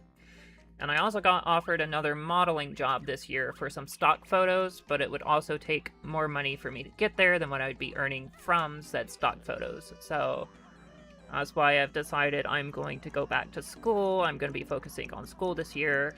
And once I start getting some of my college credits for interdisciplinary art and performance, I feel I should be able to get some of those higher paying jobs where it'd actually be worth using the rideshare to get there. Because at that point I would be making more money than I'm wasting on the rideshare. So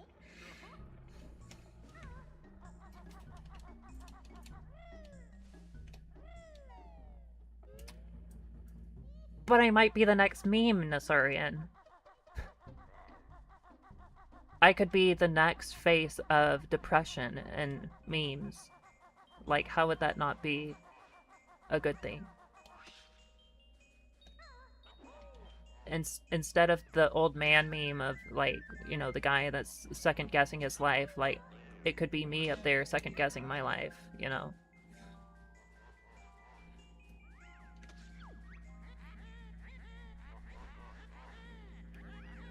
For sure. Yeah, I was saying that I feel getting my degree will help me out even more because I've noticed that.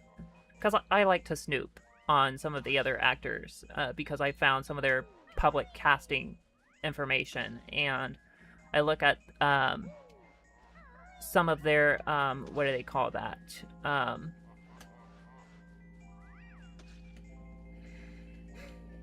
Not their requirements, their,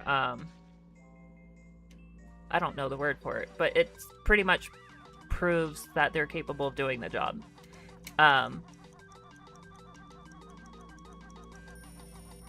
But I've been looking at some of it, and a lot of them only have, like, as I said, they've only taken, like, some acting classes and not actually gotten a college degree.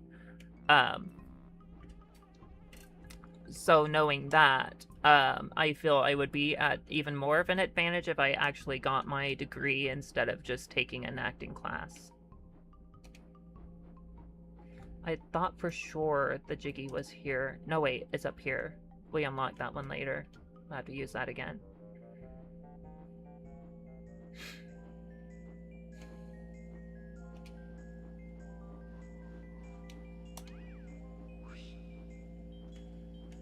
Yeah, because getting the degree, you have to do a lot more than just acting. You have to do acting, you have to learn dancing, you have to learn stage management, you have to learn directing, and you have to learn producing. Like, I would be able to do anything, and that will go much farther than just doing acting. Like, if the acting thing doesn't work out, I can help write stage plays, or I could do anything.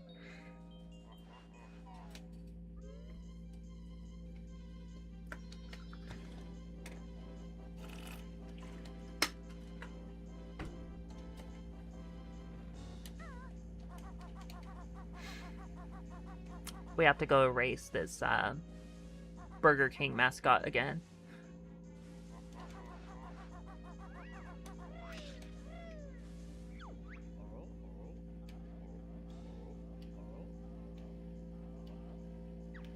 Okay, sure, but where are the shoes? Oh, they're right there.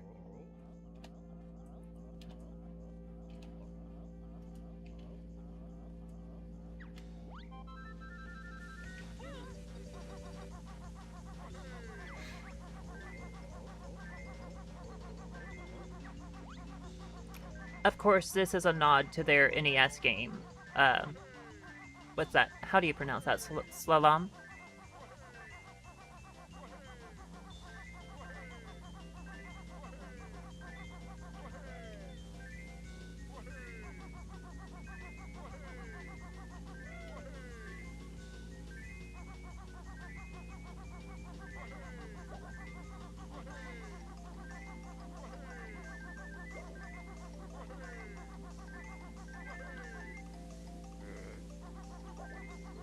Oh, I started to fall a little bit, now I'm behind.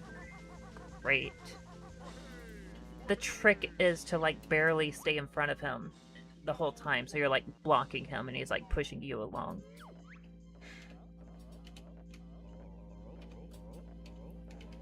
Let me back out.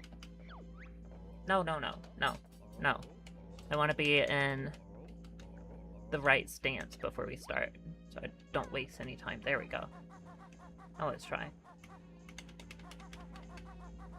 Can we not already be like this? No? Okay.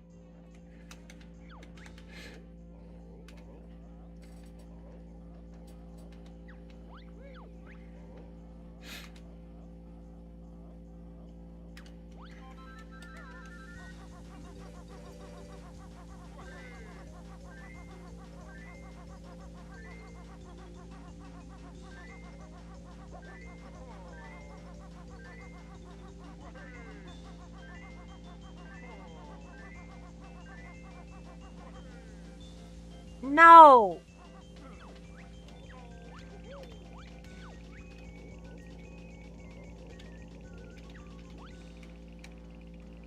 Like, completely flunked that. At least he took us out of the water. That was nice of him.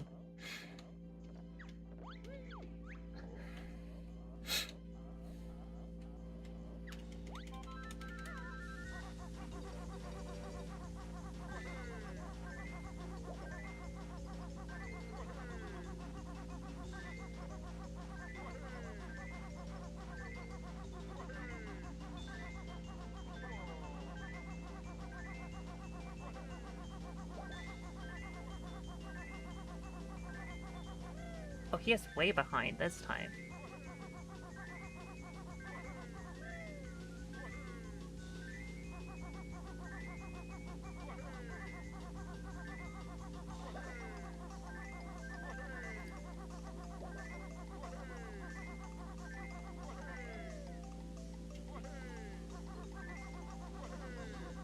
The rubber banding with this guy, oh my goodness.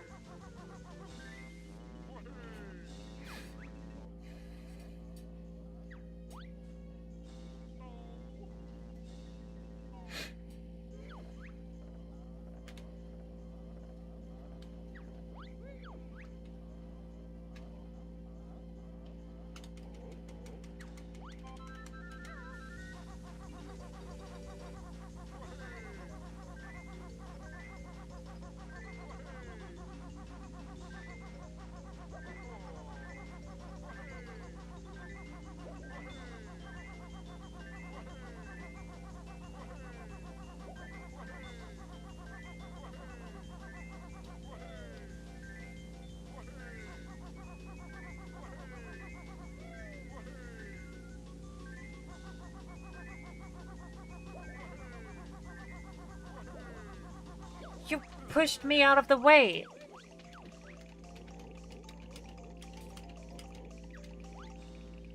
I hate this race so much.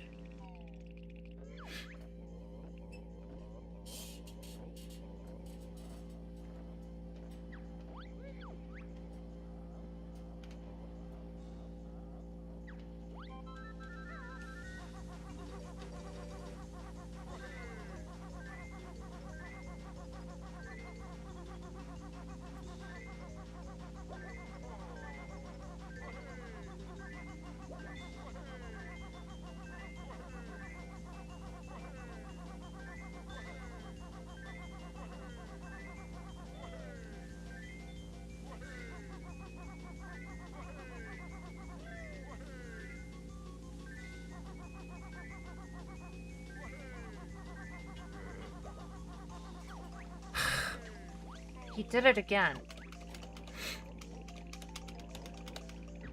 He keeps pushing me out of the way of that flag right there.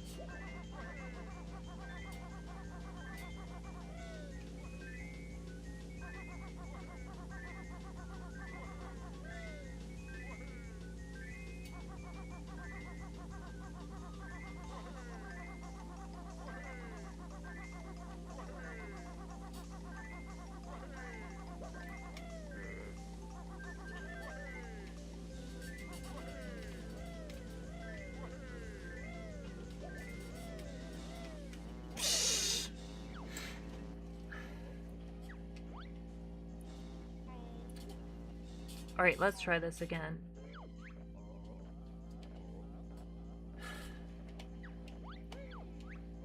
Let's do this. And go.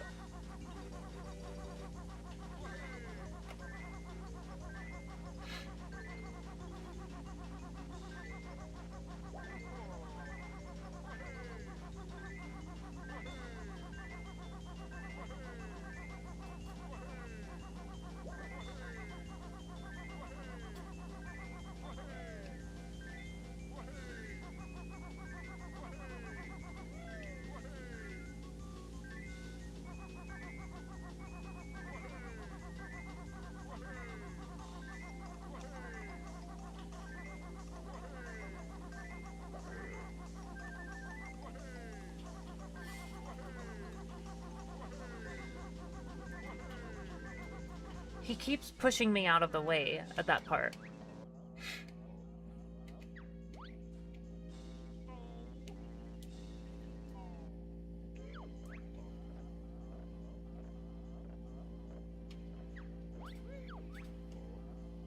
At least it's not as bad as the races against, what's her name, Canary Mary and Banjo-Tooie.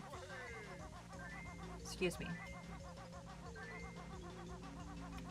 I remember there being all these different tips and tricks to beating her in a Banjo-Tooie.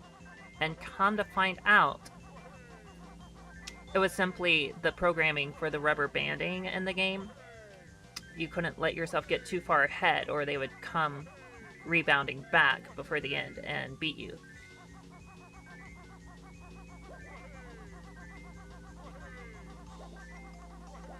So you actually would have to get tired and not be as fast as normal before you actually won. Or just purposefully not go too fast.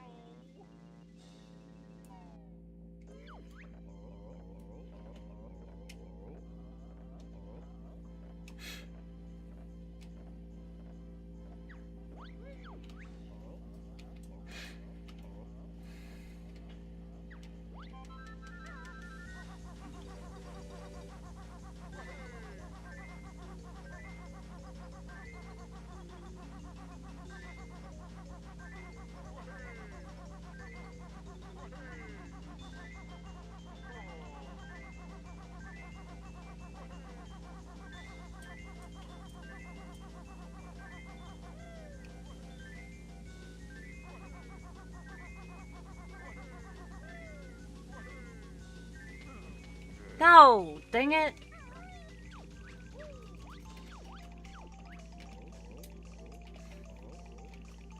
I'm gonna spend half the stream right here. Yes, look at that bridge. That's a nice bridge.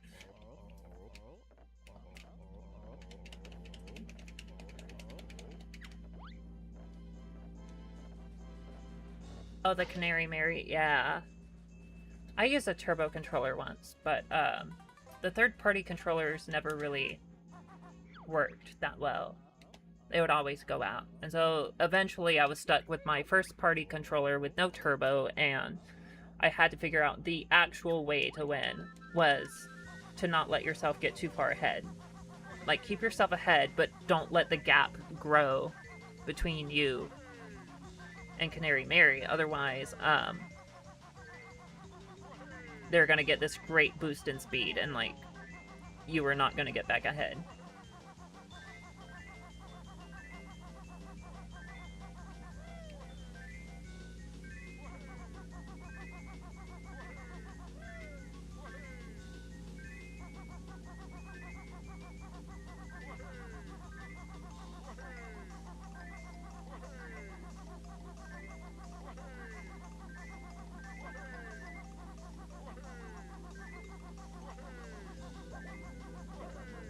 Psh! Did you see that? He pushed me out of the way.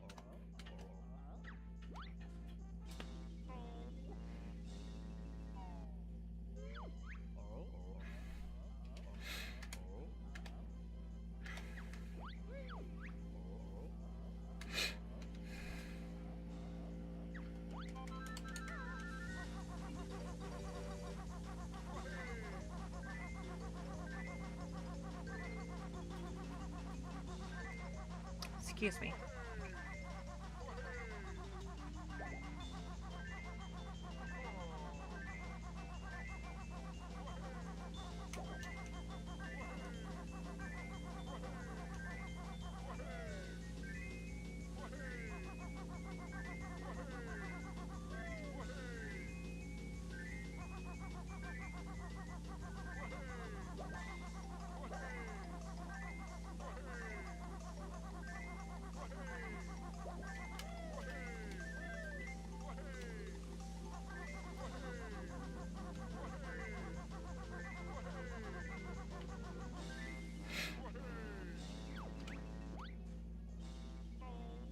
I think I need to let him stay ahead for most of the race, and then he won't rubber band back, and we should be able to win.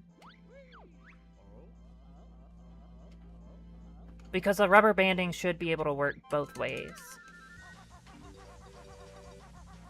If I stay behind him.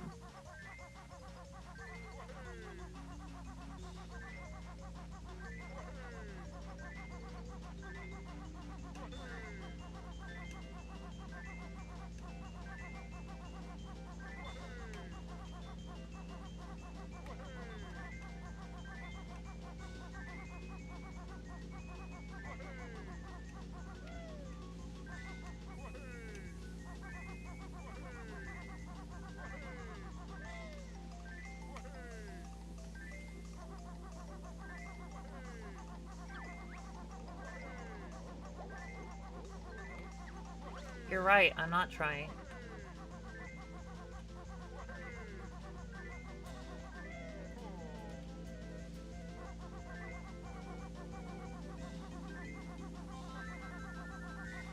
That's exactly what it was. It was a rubber banding.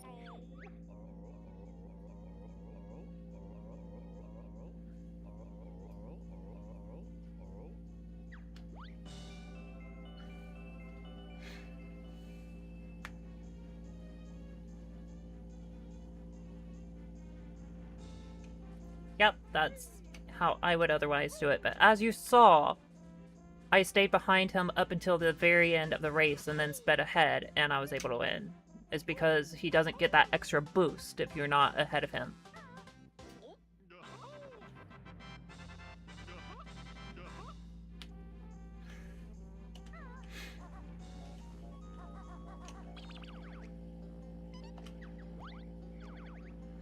Now it's time for my favorite level in this game. I think so, anyway. It's the Mad Monster Mansion, right? That's the next one.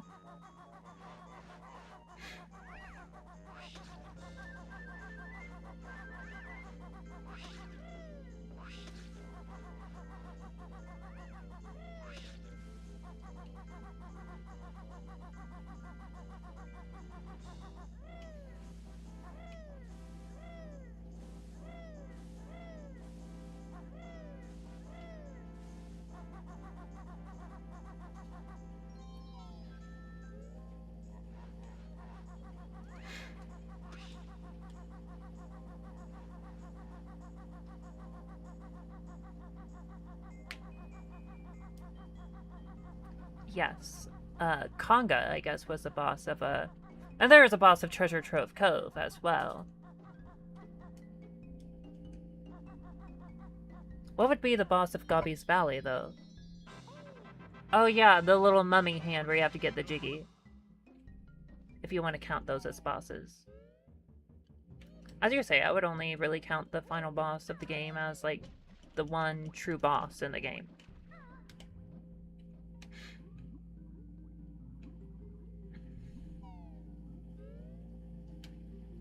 The only other that, like, really felt like a boss outside of that, for sure, would have been, the Hermit Crab from Treasure Trove Cove.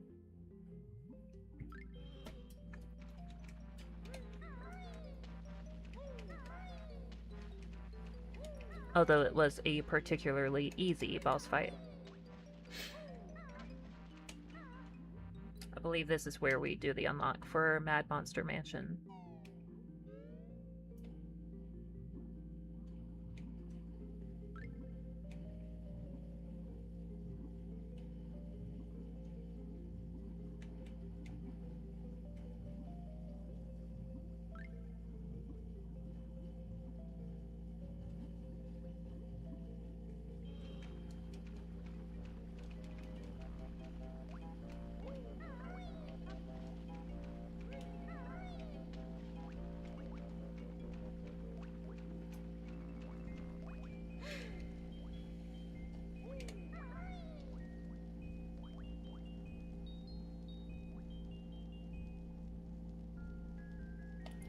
Oh, the Rusty Bucket Bay. It is definitely tough.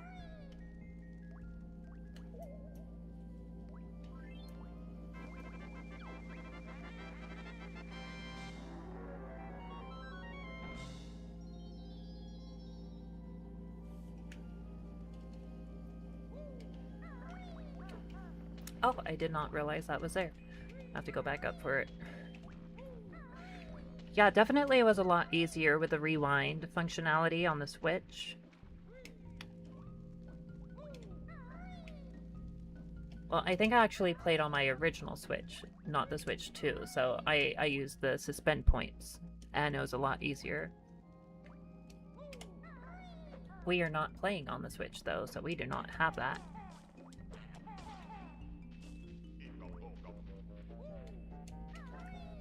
This is the enhanced PC port, so...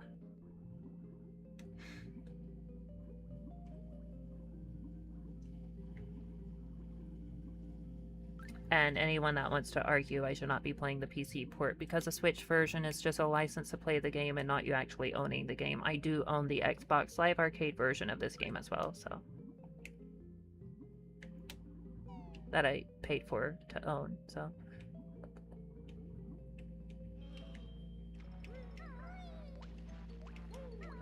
And I also had these back on the Nintendo 64, so...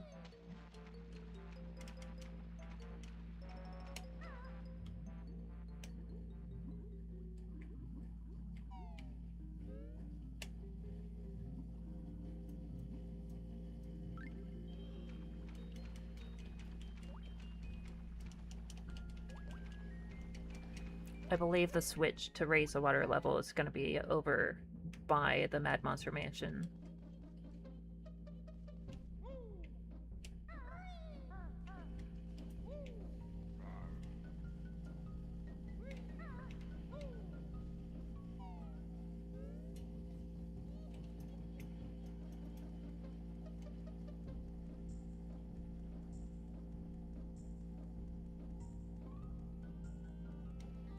Chomp. That is kind of funny.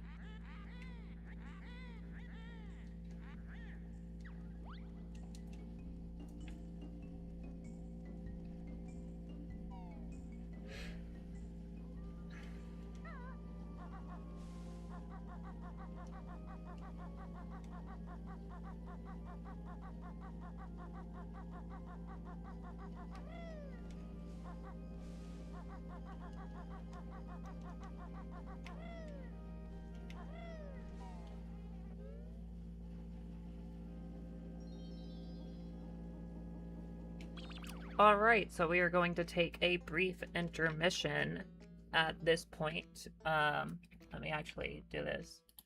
So there's going to be a brief intermission. We are going to take a quick bathroom break, and then we are going to come back and we're going to do Mad Monster Mansion, and it's going to be fun. So stay tuned. We'll be back in about 5 minutes or so.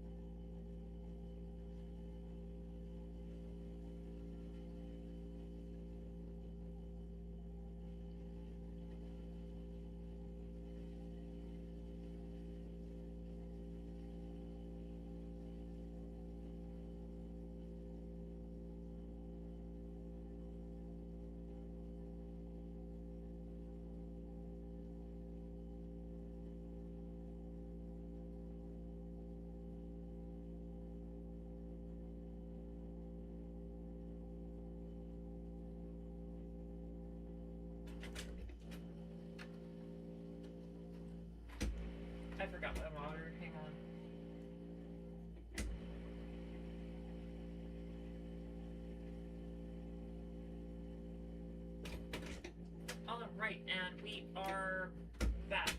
Let me get back over to my chair. It's starting to get a bit cold in here. I am not drinking coffee anymore, so turn that down. Alright, let's jump back into it. Get me some water here.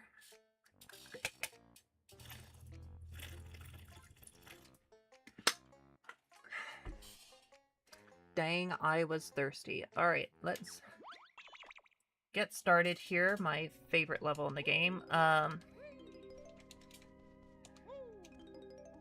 Yeah, anyone, of course, who is not watching this live can just skip over that big black screen that was playing. Oh, the roses up there. That's a nice touch.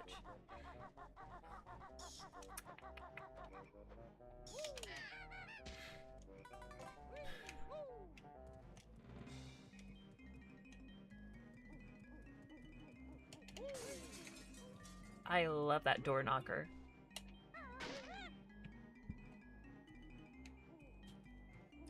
I don't see what difference this makes.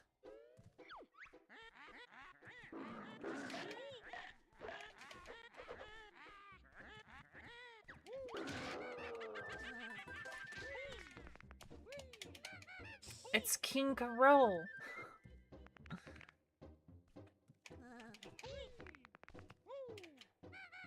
There's nothing coming out of it. I think that otherwise would be Captain Blackbeard, would it not?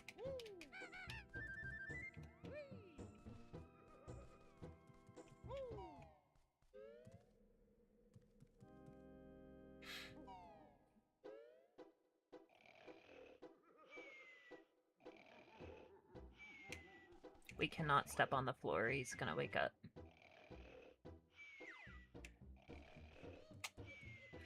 You know, I think we're gonna change up the lineup a little bit more. Unfortunately, I keep doing that. Because I really, really, really, really want to get that Ocarina of Time Master Quest streamed before the remake comes out. So, we're gonna do this. After Banjo-Kazooie, we'll do Mario 64. And then we'll do, Twilight Princess. And then we'll do Dinosaur Planet.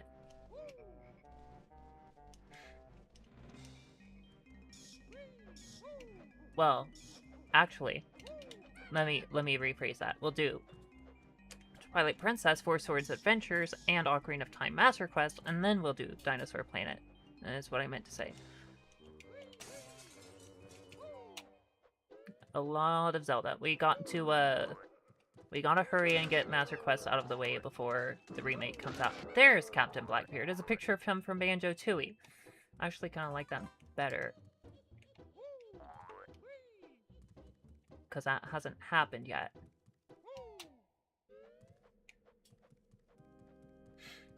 Let's go around the back.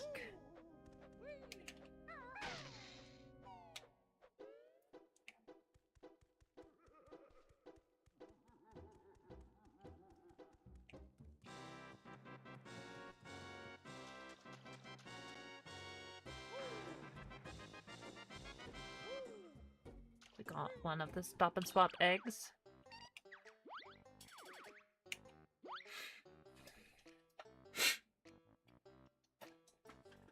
Excellent.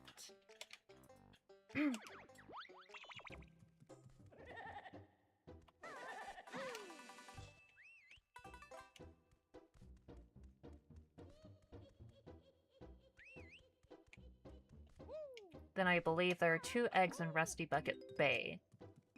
And then there's an egg in Click Clock Wood, if I'm not mistaken.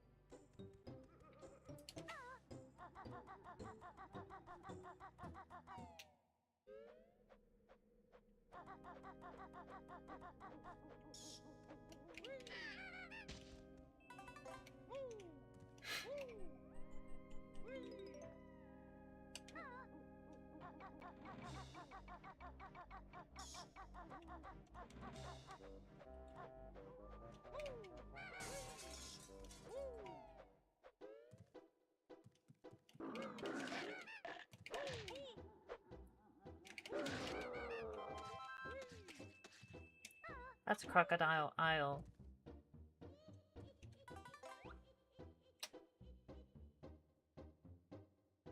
Yeah, from Donkey Kong Country 2, I'm pretty sure.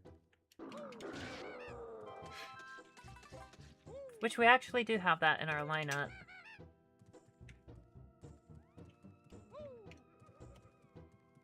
We need to come in here as a pumpkin to get that.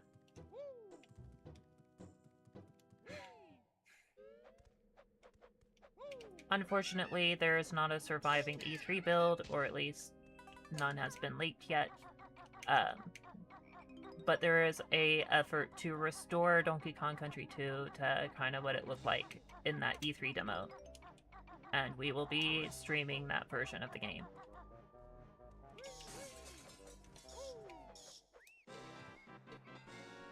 Wait, is there... There's 2 eggs in this level. Okay, it's not Rusty Bucket Bay that has 2 eggs, it's right here.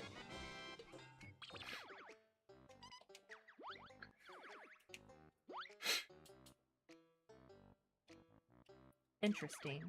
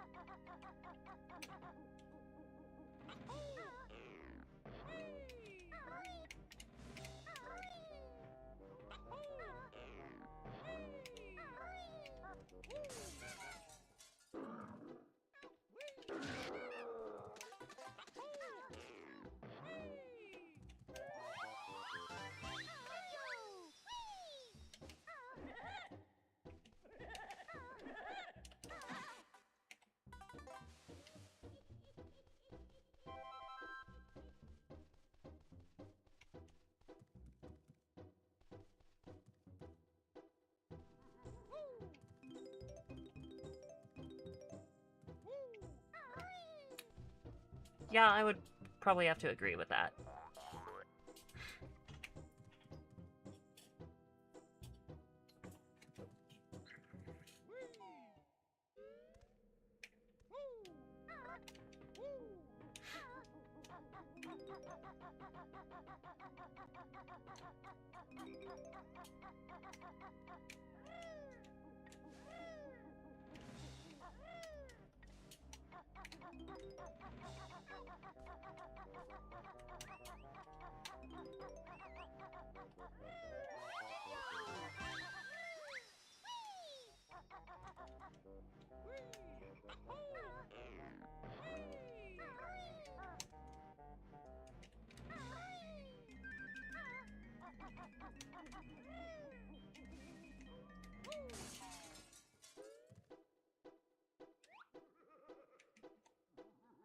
Donkey Kong Country 2, Diddy's Conquest, Pirate Pack. Oh, it's got a bonus. SNES games. It looks like they put an N in front of the M up there. Had some issues spelling it. Additional hand controller.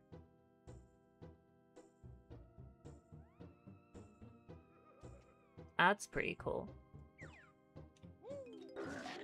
I'm loving all the cameos of Donkey Kong Country 2 because that's actually in our lineup. It's gonna be coming pretty soon. I know I said we wouldn't be streaming it till we hit 1,000 subscribers as the final community pick.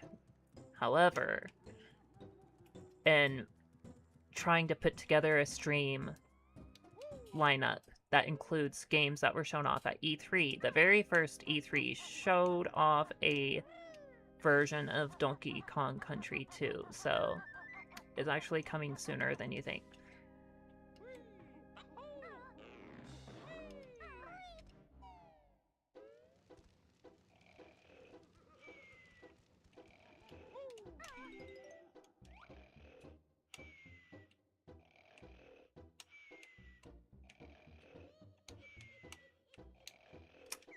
I love what they did with the place. Is that blood on the walls? It looks like there's something splattered on the walls. Oh no, that's a wallpaper tearing up. That's wood behind there.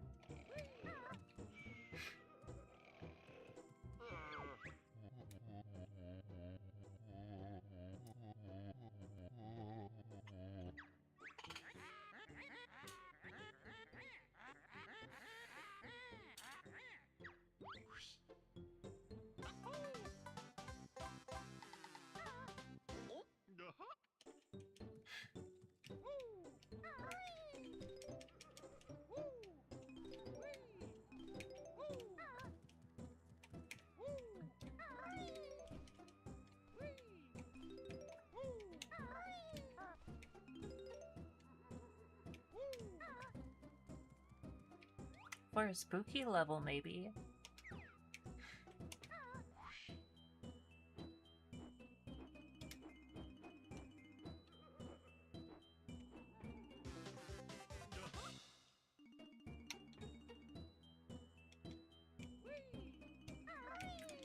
And I am totally convinced that the music in the spooky level of Donkey Kong 64 is simply a remix of this song right here.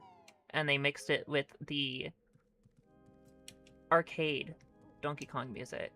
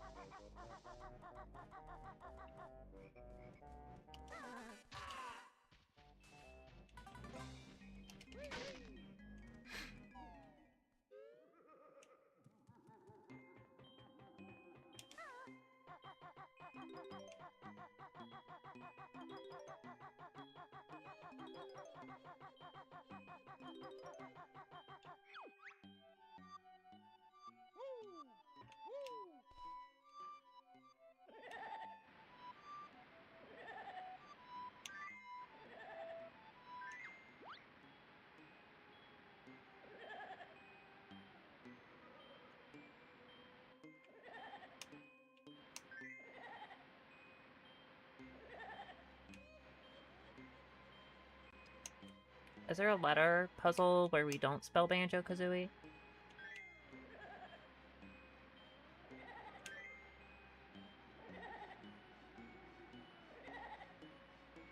Probably not.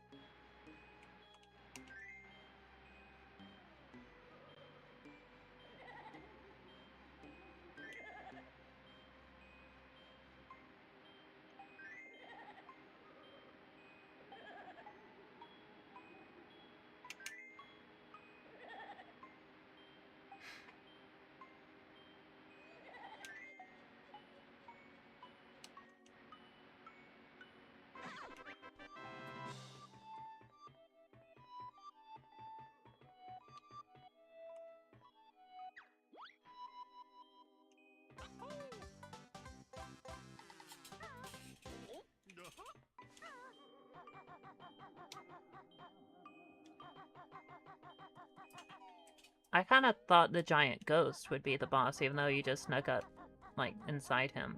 As weird as that sounded to say.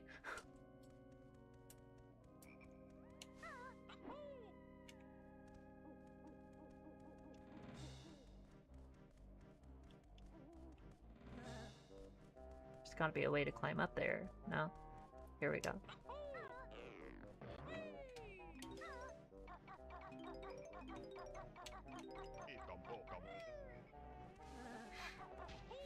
Oh, come on.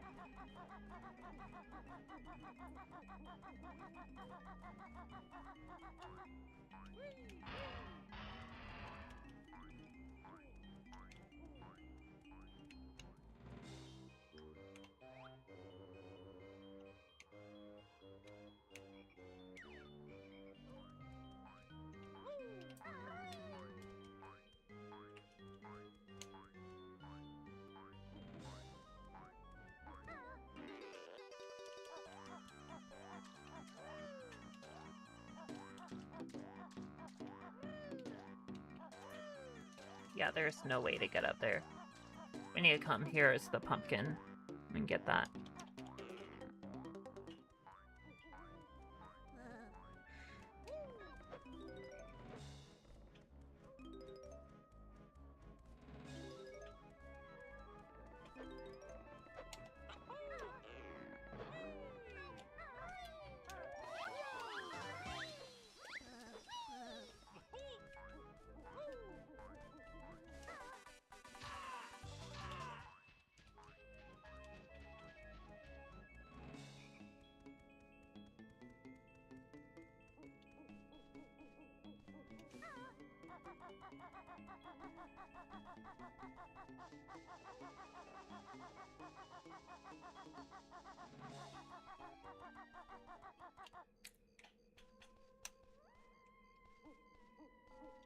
Oh, it's the infamous pots that call you the F word when you...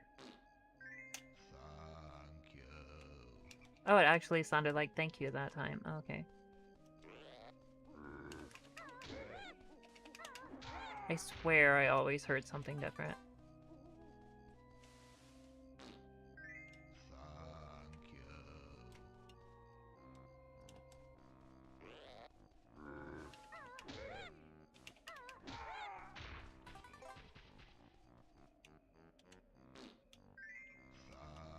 you.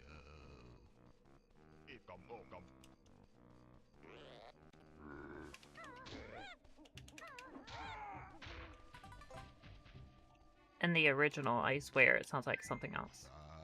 Thank you.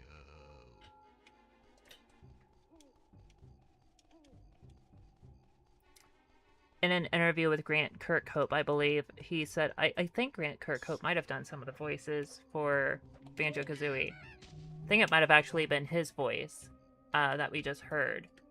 But he said Nintendo had them re-record that over and over and over and over again because even Nintendo said it sounded too much like the F word. He's like, this is a kid's game. Why would we be saying that?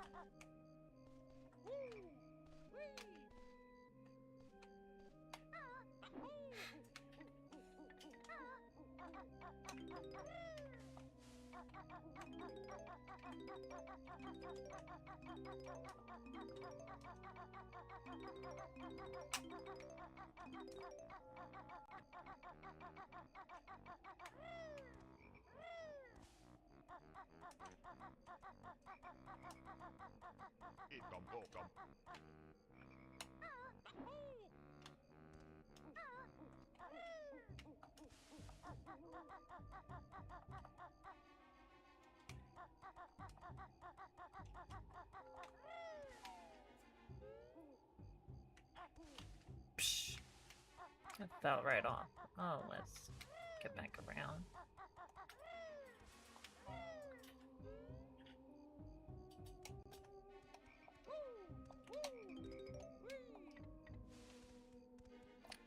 I still think it's funny what ended up turning Conquer into an adult game instead of what it was supposed to be. For them to see an article that said yet another cute platformer by Rare. And it was just like a realization they had, like, oh shoot, we're known as like the people that make cute platformers. Like that's not who we are. And it was only because of that phrase in that article they decided they're gonna redo the whole thing. That was really weird. The way I just fell from there.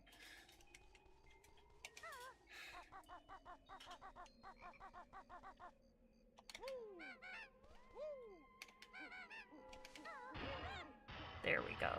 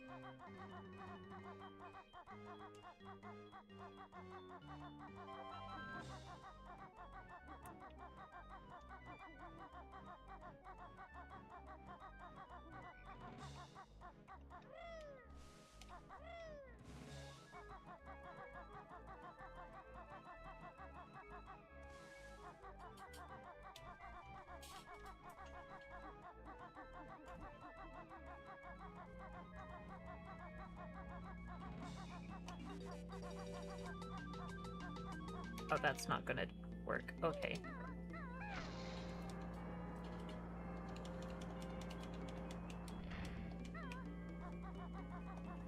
Psh. Well, I guess we're gonna have to try that again.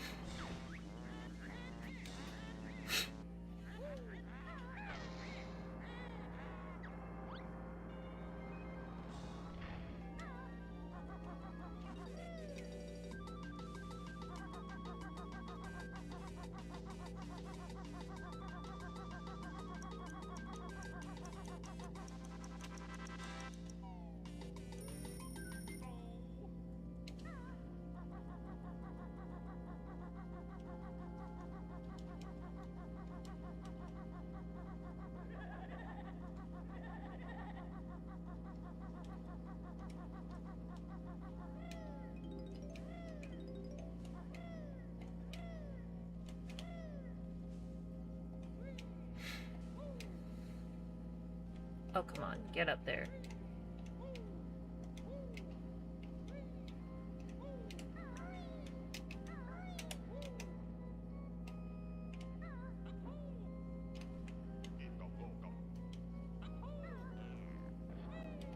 It looks like there are notes on the pews back there. Yeah. I'll have to go back over there.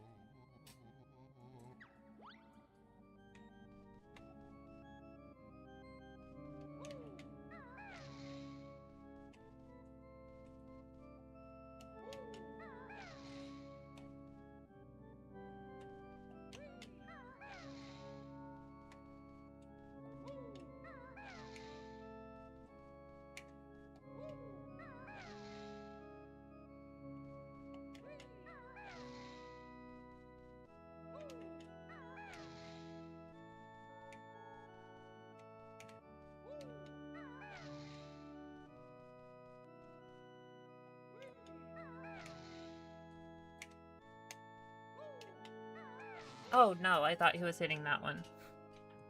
How did I fail that?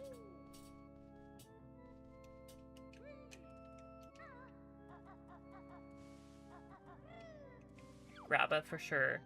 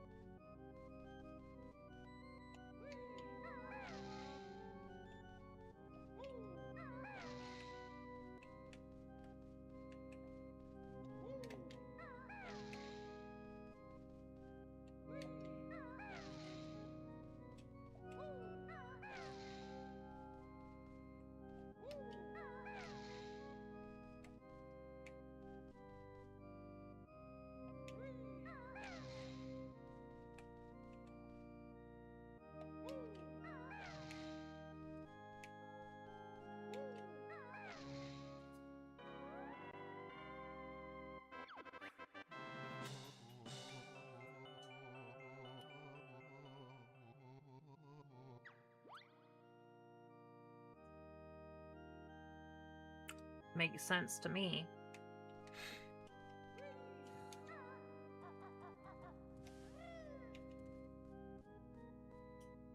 Enchanted wood.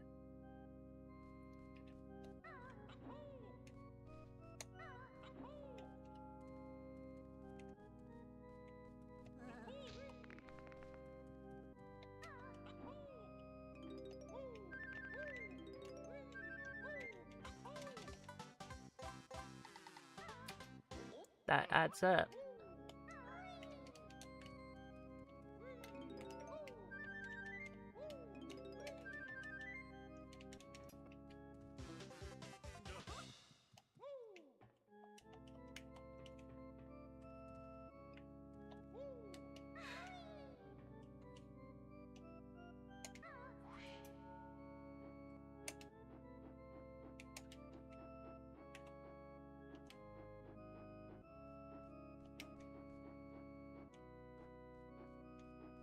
It makes sense to me.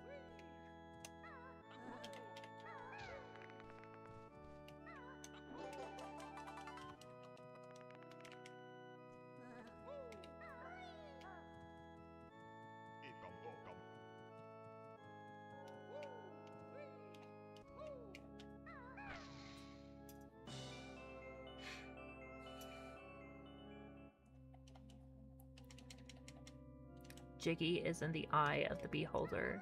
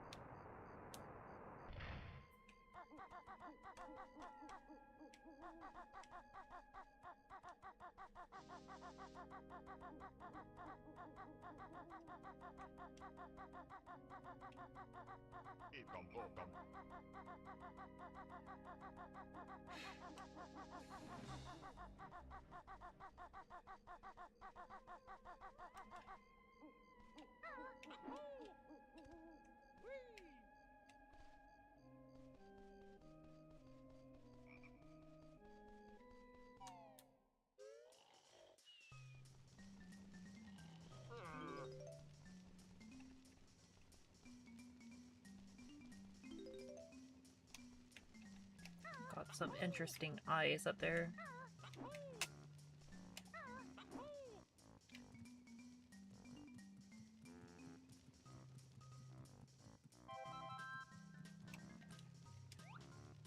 Is it just the gold feather this time?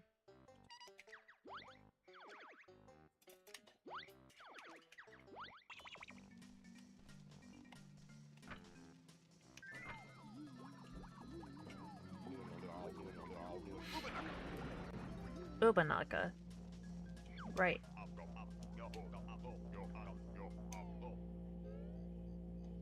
Makes good soup, I know.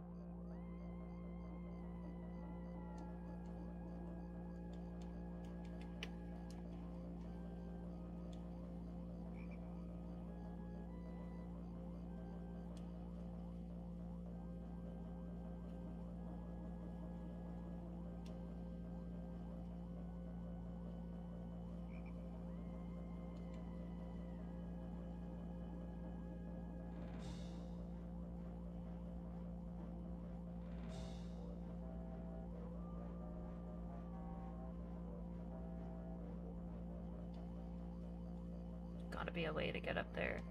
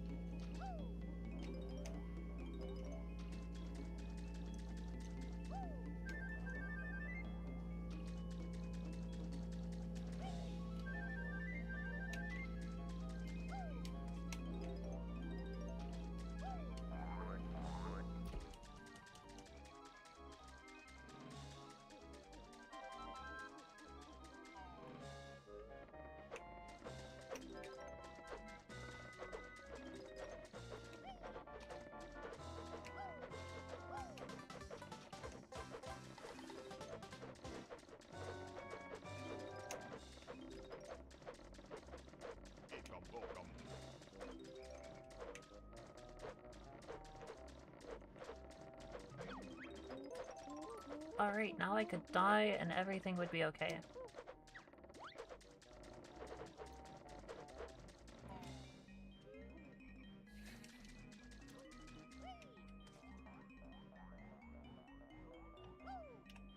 Yeah, I did not miss anything up here.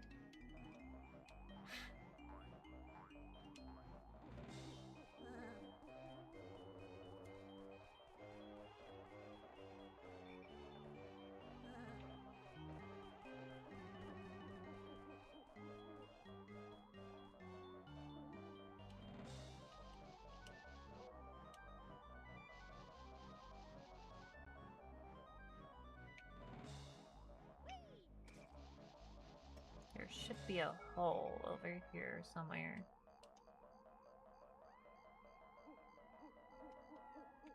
Right here.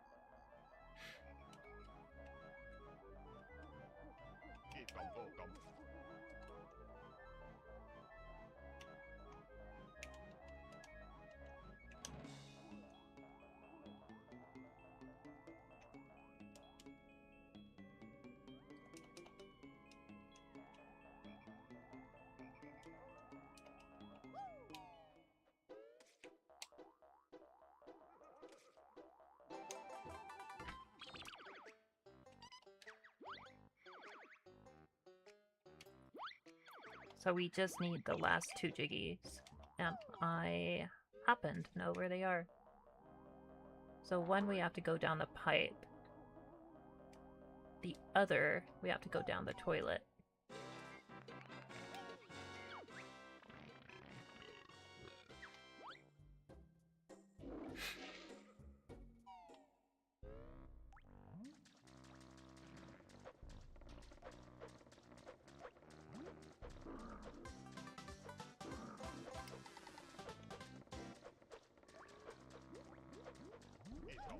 That is exactly the type of thing you would hope to see in high definition.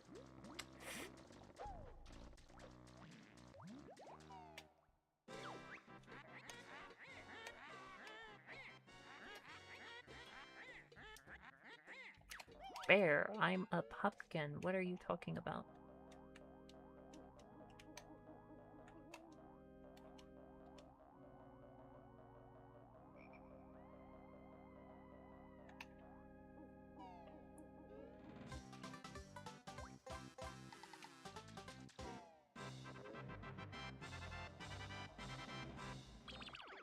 I do believe we've completely finished this level. Yeah.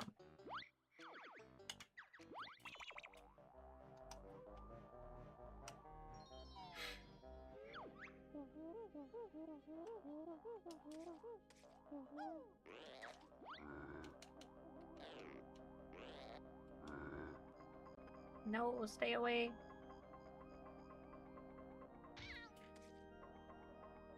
That didn't look like a septic tank to me. Oh, you mean in the toilet. Yeah. But the last thing we went in, it looked like something to collect rainwater, which usually people collect rainwater to like filter or treat, and like I'm not sure if it usually goes into like well water, but usually they use it for like the house, like drinking water.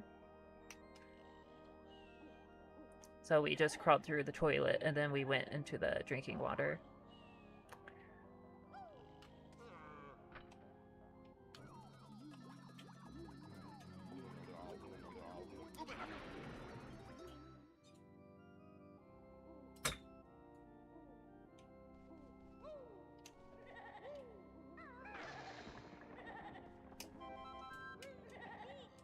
Come on, get over here.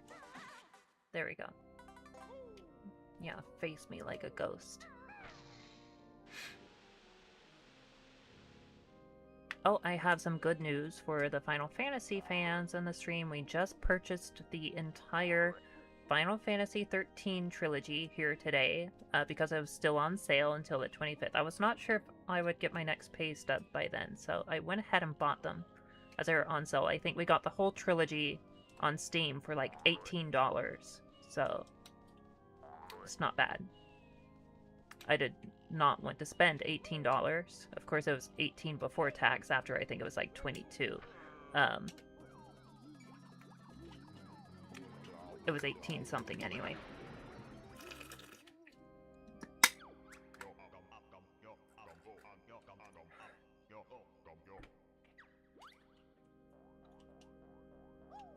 We raised the water level, so we should be able to do a little more.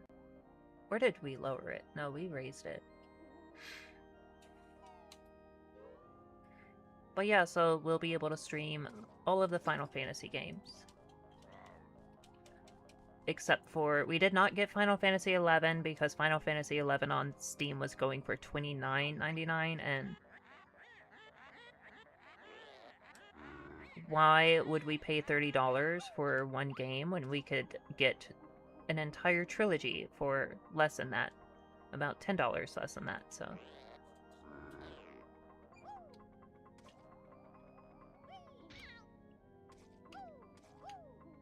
We have all the Final Fantasies ready to stream except for 11, but we'll probably get it by that point. And of course, by the time we get to that point, I'm not sure how the game works, but I've heard my little sister, she plays the Final Fantasy 14 all the time, and if it plays anything like that, she says there's like guilds and stuff, and you play with friends, so I'm not sure how any of that works, but we'll have to set something up so that audience members will be able to join my guild or whatever.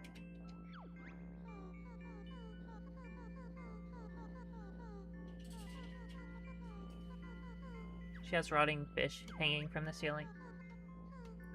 A loogie bush. I feel like I've read this before. It'd be sick if you saw her enormous... Oh, I did not need to be reminded of that. Okay. At least she's gonna restore my health after telling me all that. Oh, I know, right? She has impeccable timing.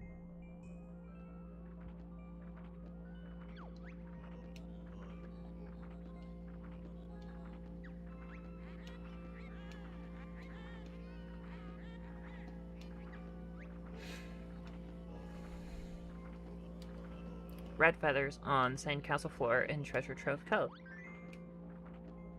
We'll be sure to do that. And then there's going to be another code we find later, which of course is going to be gold feathers. And then as far as honeycomb goes, we get the double defense honeycomb for completing a special portrait towards the end of the level.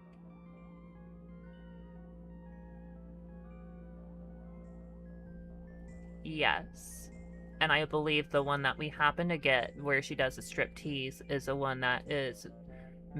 It has the lowest chance of being mentioned, and that was how they were able to pass the ESRB rating. Is because I don't think they were fully aware of that being there because it was such a low chance that would be the party trick.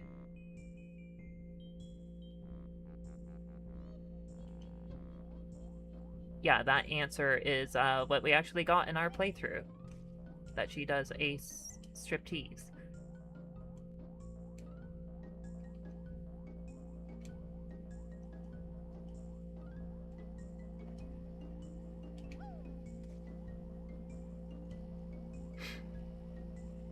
But similarly to the situation with Ocarina of Time, the original version 1.0 went by without being properly graded by ESRB because the version that they were rating, I think, had already been changed. So if it was graded off of the 1.0 version of Ocarina of Time, it would have actually received the T for teen rating. That they had changed the game because it was going to have a T for T rating, and they did not want that. So they made changes to the game. And it was supposed to, all of the cartridges at launch were supposed to be the updated version. Yet, they accidentally put the old version on all of the gold cartridges.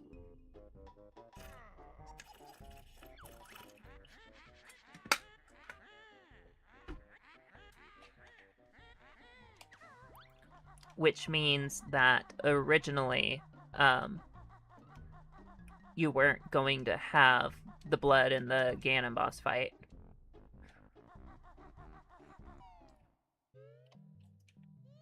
So really, version 1.1 was supposed to be what was launched at the beginning for Ocarina of Time.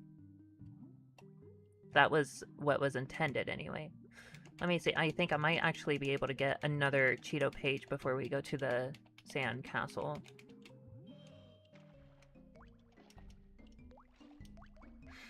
Oh yeah, I think I know how it works. We have to temporarily raise the water level and get to another switch or something like that. Or raise the water level, temporarily raise it, and go back. And there should be a cave that we can get to.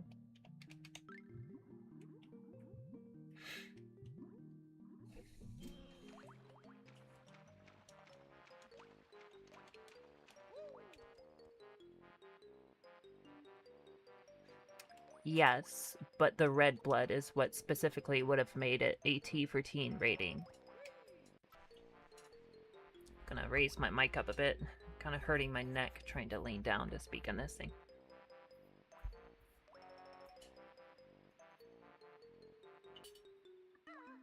There we go.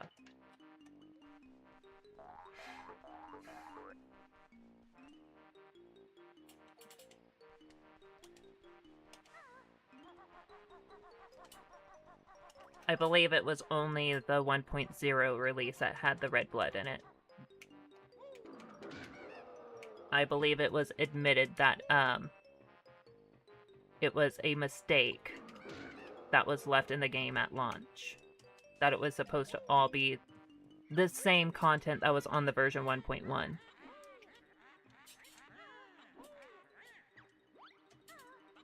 Which version 1.1 still had some things that had not been censored yet, such as the shield and the chanting in the fire temple, but it did not have the red blood in the Ganon boss fight.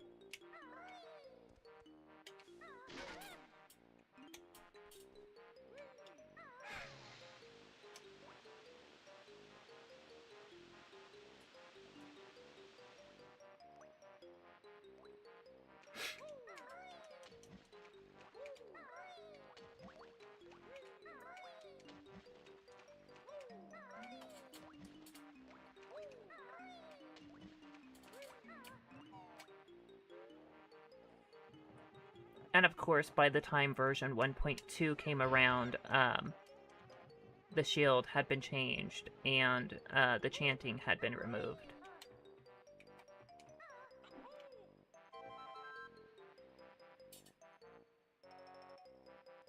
Yes, that's what I was getting at.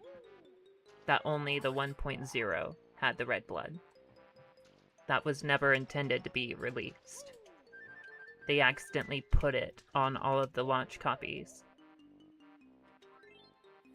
And it was supposed to be version 1.1, as the ESRB had made them change it, or it was getting the T for T rating.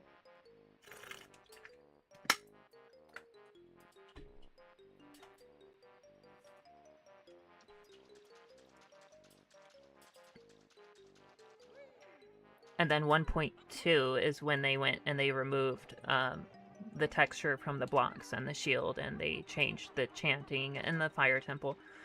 However, even though 1.2 they removed all of that, you can still find the crescent, moon, and star symbol inside of Dampy's grave. If you look up towards the ceiling, you'll notice that same symbol is there, like, all around the edges of the ceiling.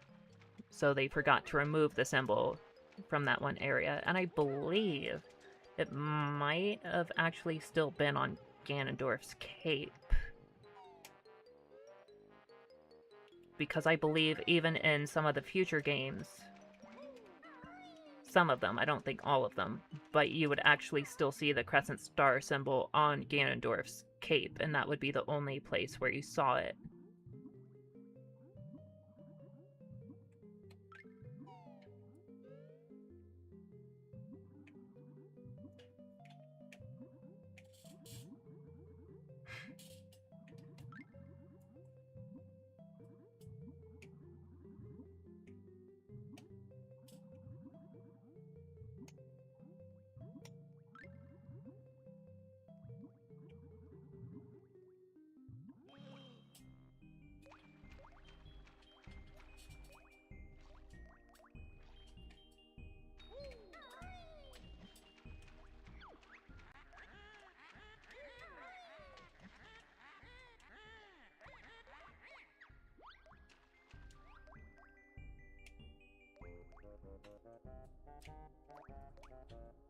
I'm not sure I recall.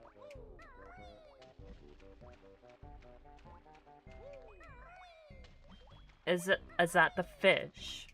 The anglerfish boss? Or is that something else?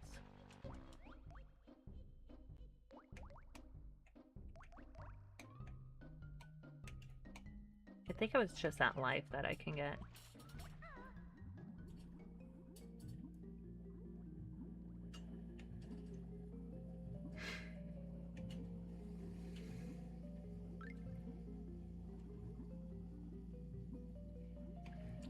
That Atlantis level was something else.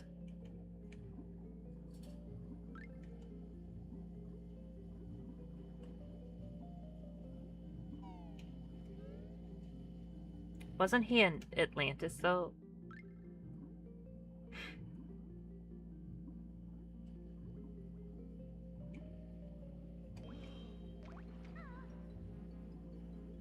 Like, you had to get, what, like, the aliens to oxygenate the water or whatever. Or you oxygenated the water and there's aliens in the water, and, like... It's been a moment since I played.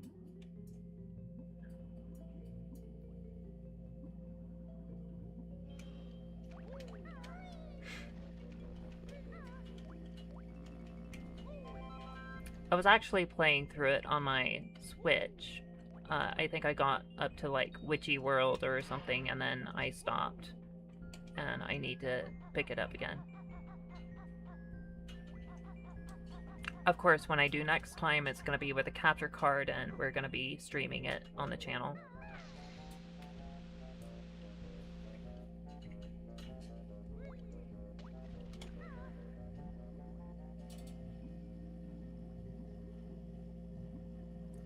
Yes. In Atlantis, you would, like, go to the sea bottom and find the locker, and he was in Davy Jones' locker. Yeah, I do remember that.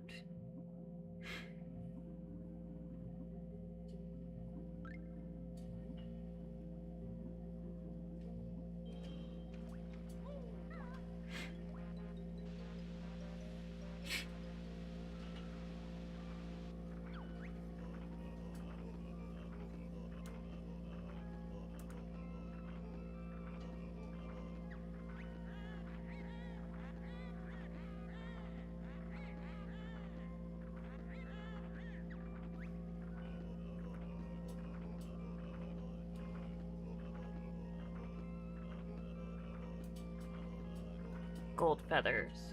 Got it.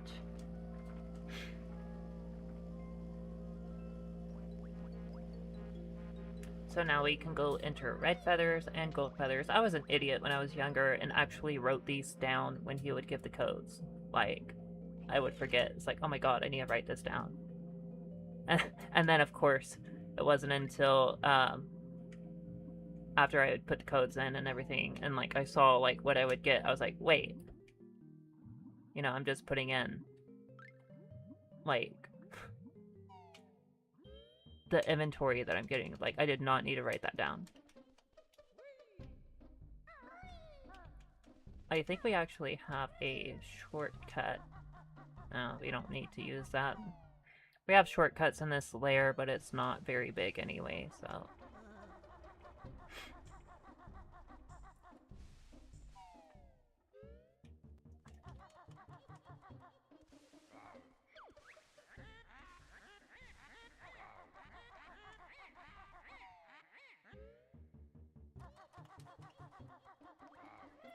See, we're already here.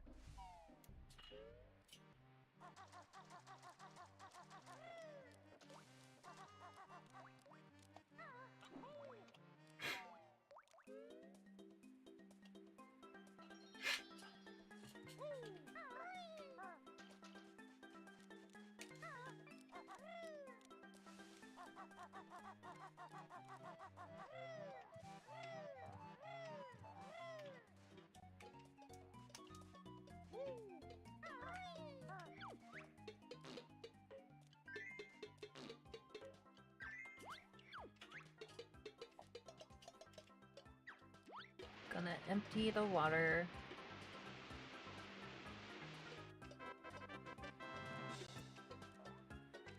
Oh, I love the fights with Klungo.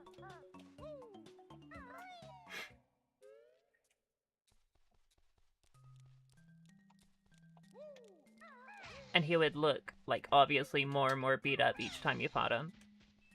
Which wasn't because of you, but because of being beat up by Grunty until he eventually decides to swap sides.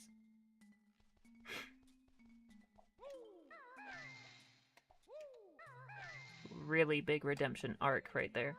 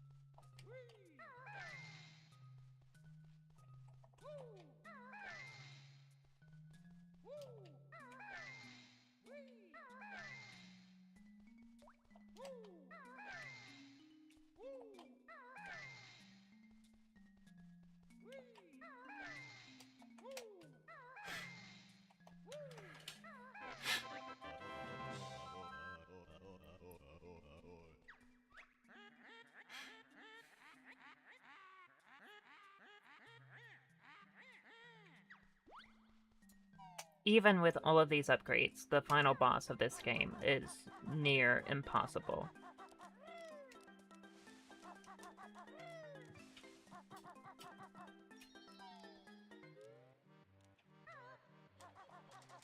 Actually, I wonder how far we can go now, at this point, now that we've raised the water level.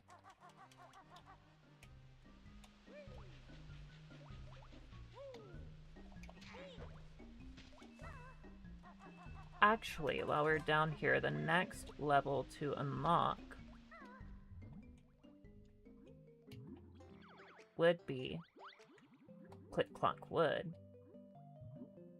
But actually, there's another portrait that we can put the jiggies to. That I don't know that we even need to do Click Clock Wood first.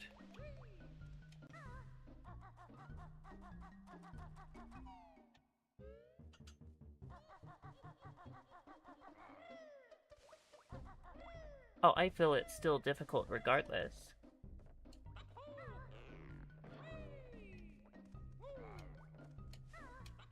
Yeah, it's still difficult regardless. I got all the upgrades, like all the cheats for Banjo-Tooie, and that final boss was still really difficult. Final bosses in Banjo-Kazooie are notoriously difficult.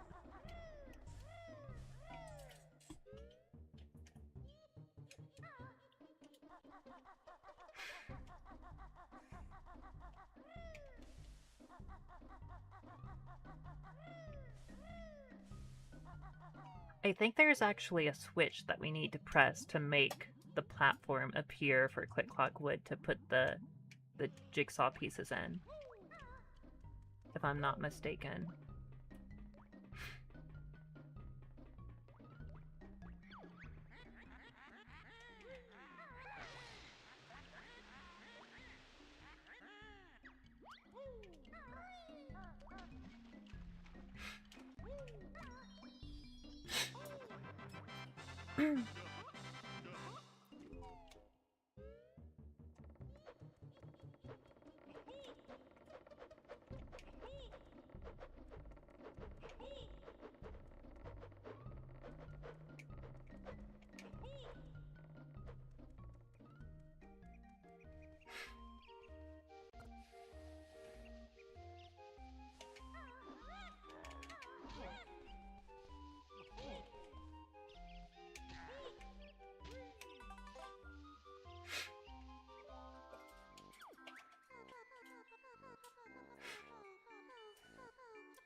Flying radio-controlled bats.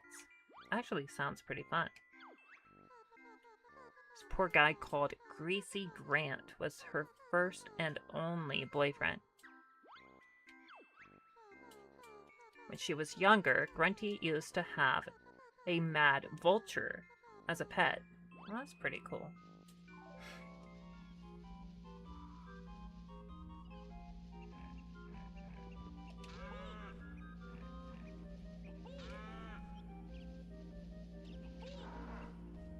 Yeah, you stay down. Oh, I love how it's like a clump of leaves instead of one giant leaf. It's like you're actually standing on a branch. We do not have enough jiggies to go for the end game yet. We can do that after Rusty Bucket Bay.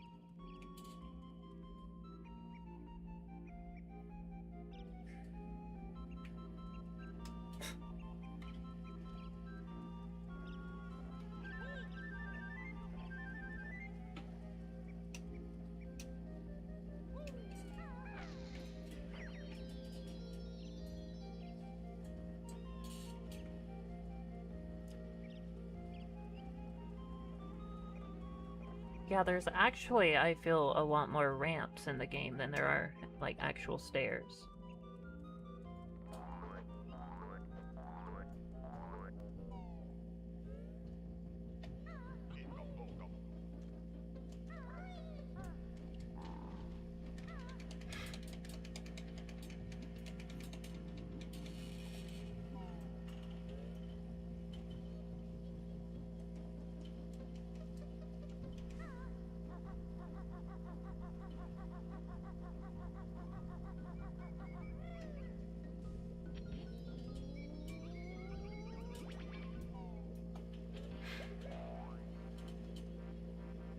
This was not where I wanted to go.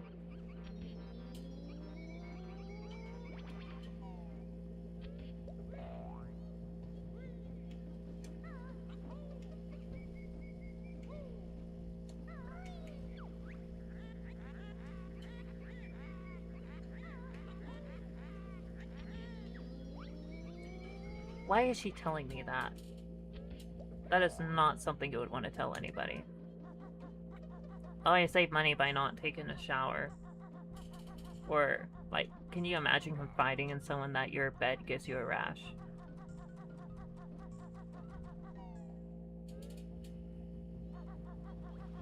Not something I would be talking about.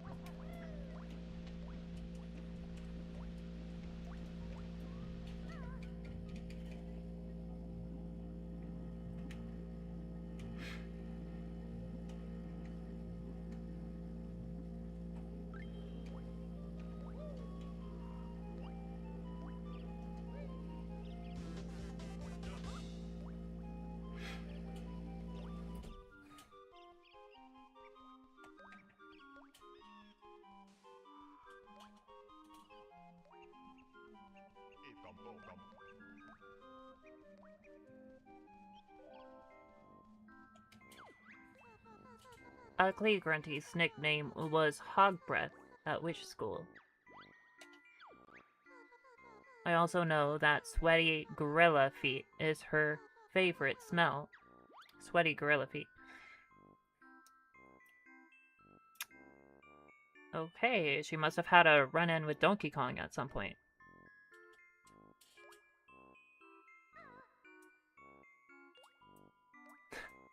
Right? Yeah, that was so bizarre.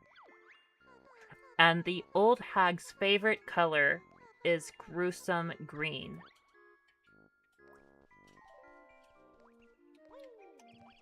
Green isn't really a bad color. I mean... Come on now. Click, clock, wood.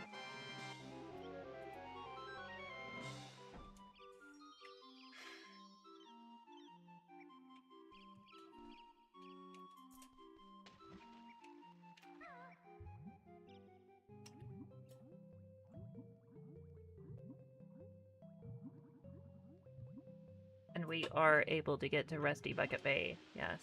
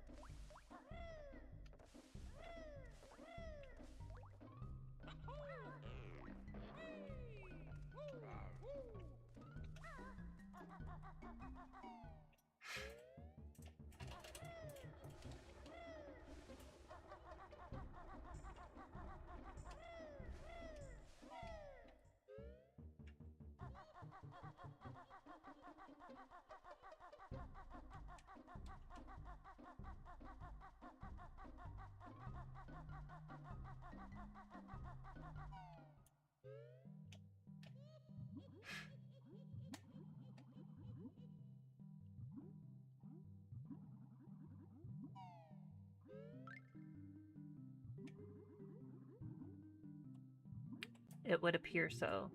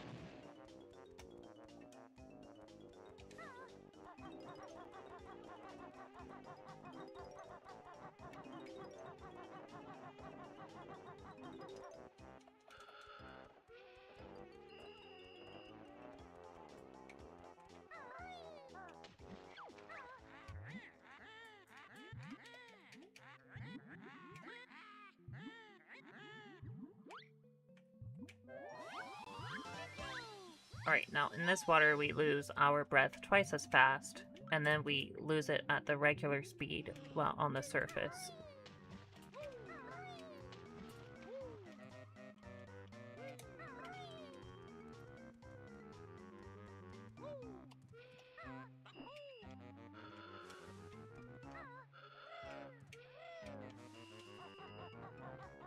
Definitely one of the more difficult levels. Well, it is pretty close to the end game, so it's what you would expect, right? I try to do all of the perimeter first. Usually. And then go on the ship. Because all the really dangerous parts are out here. If we can take care of that first, we're less likely to die, so...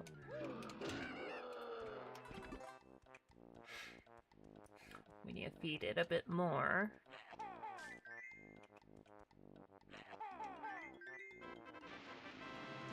There we go.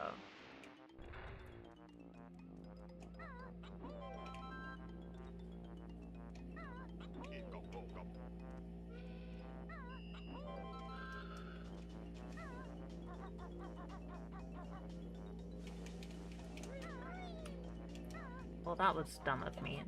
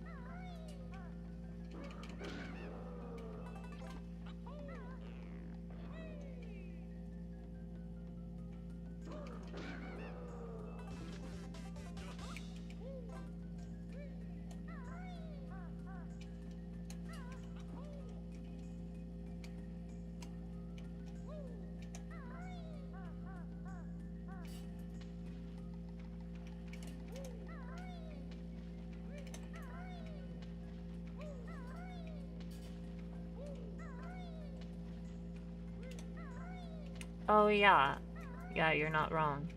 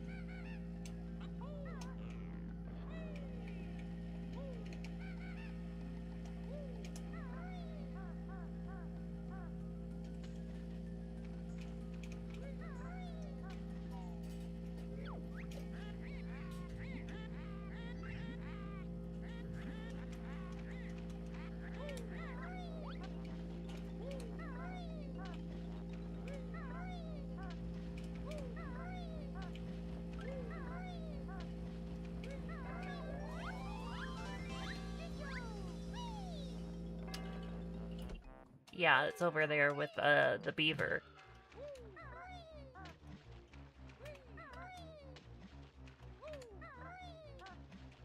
Oh, wait. We actually want to go down here.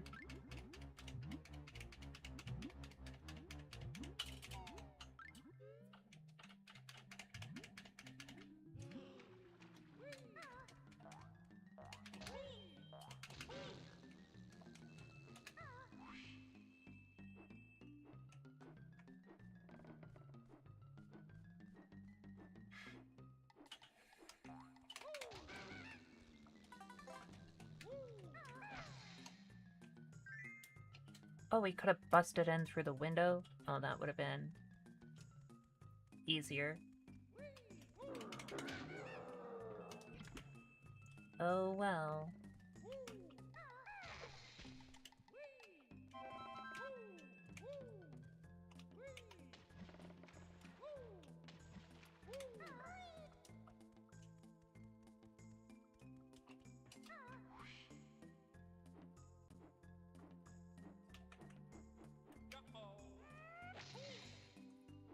Well, I did not mean to do that. I was trying to keep myself from missing, and I missed anyway. Got it.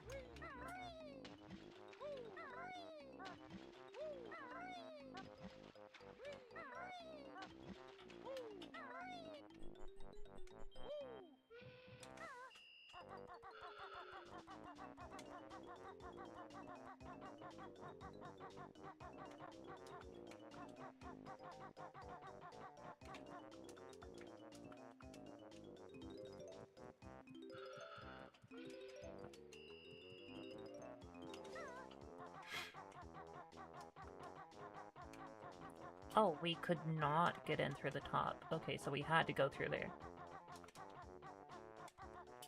I was right on the money. This is really stressful because I believe if you fall into that, it is instant death.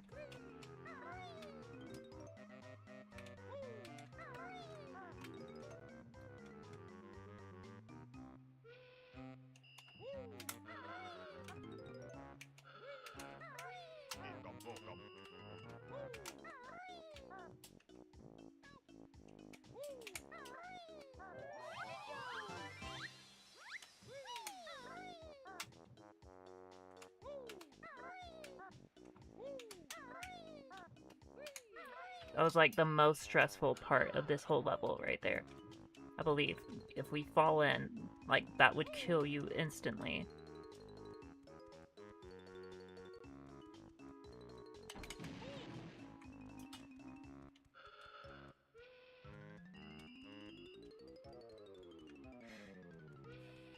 Let's go ahead and get up here.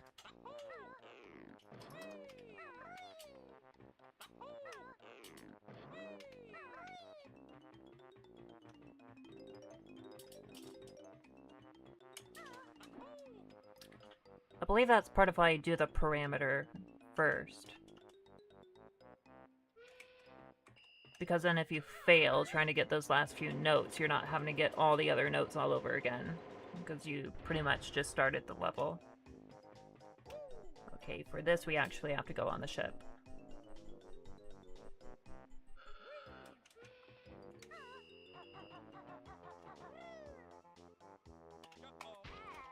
Go, go, go!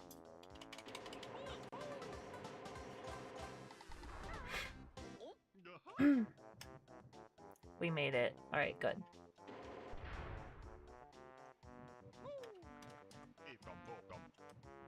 Now, while we are here...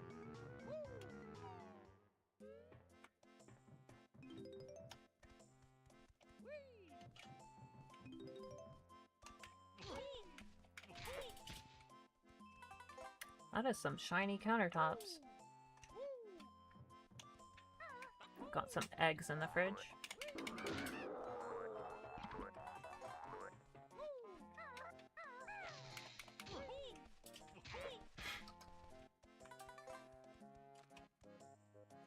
Someone's making a mess in this kitchen.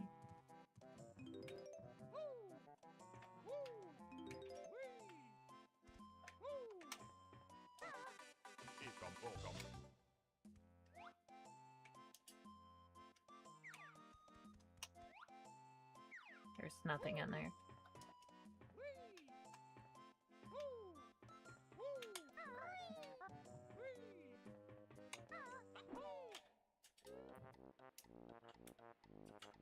An arena with a bottomless pit? In this level?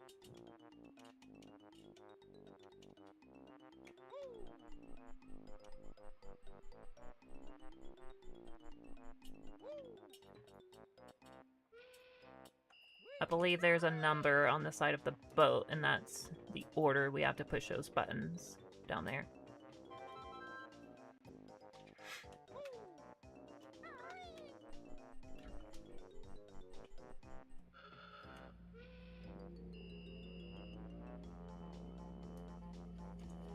Oh, yeah.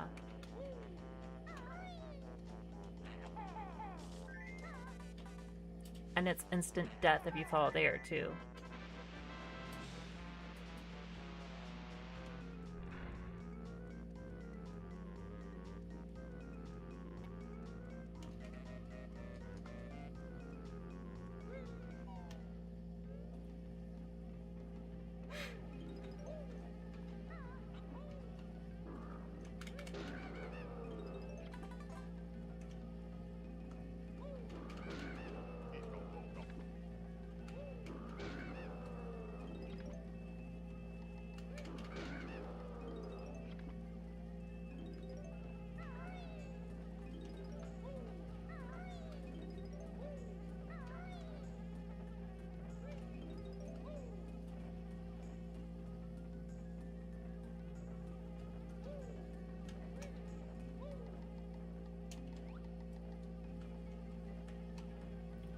Making sure I'm not missing anything.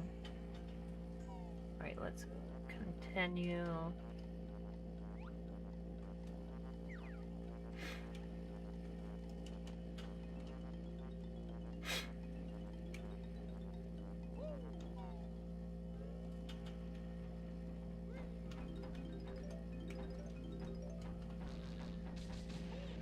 Oh, it still got me. Oh.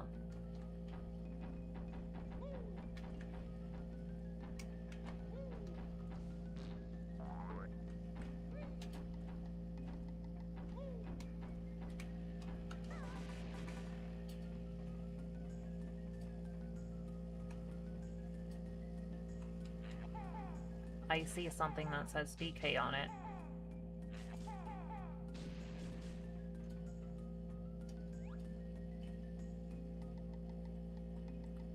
It says Donkey Kong Country and it's got bananas.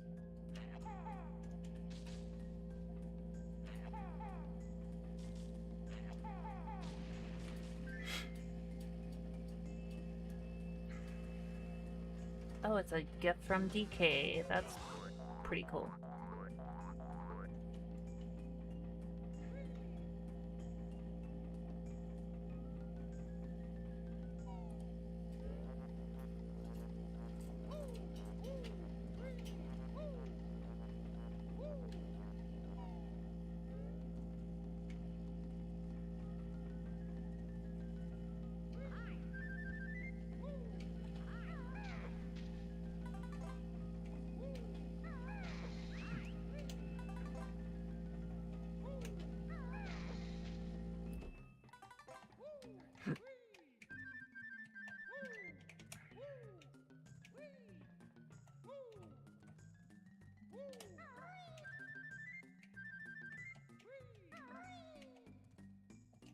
I heard a Jinjo in here somewhere.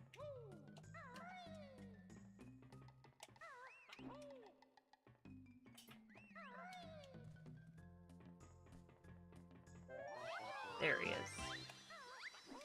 We've got one more.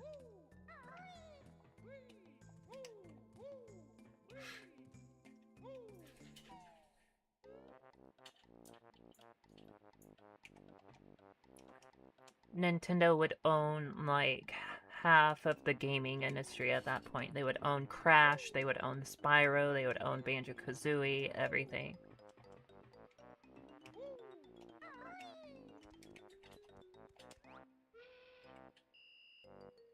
Alright, so to get over there, we are going to need to actually get on the boat.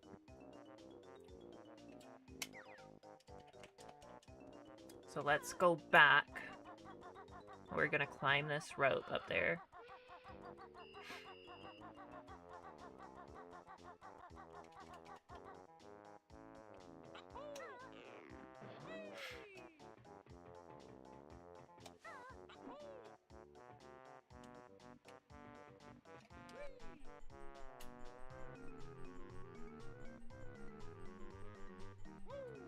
Can you imagine though if Sega ends up being the one buying it?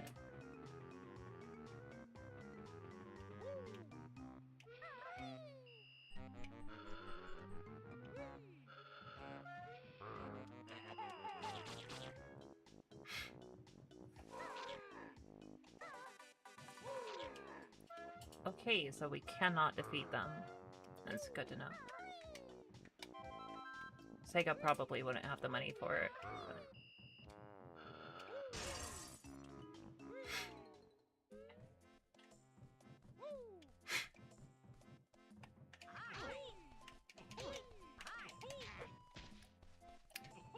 That map looks like a green goblin up there.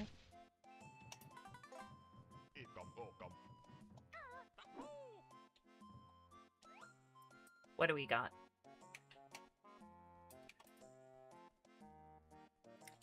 It's a cartoon of Banjo and Kazooie. K. Rool. There's a book on Captain Blackbeard up here.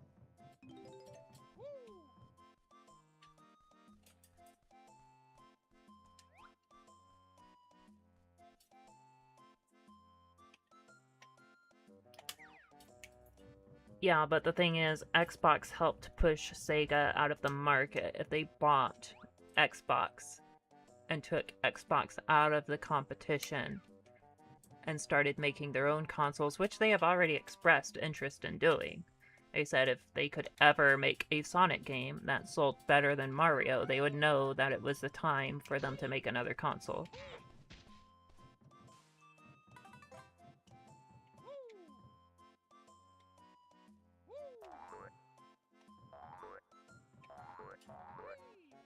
And that is the unfortunate thing, because they need to realize that in order for them to have a game that sells more than Mario, they have to make a game other than a Sonic game. But they're like, until they can get their main IP doing better than Nintendo's, a new console is, like, they're not even gonna consider.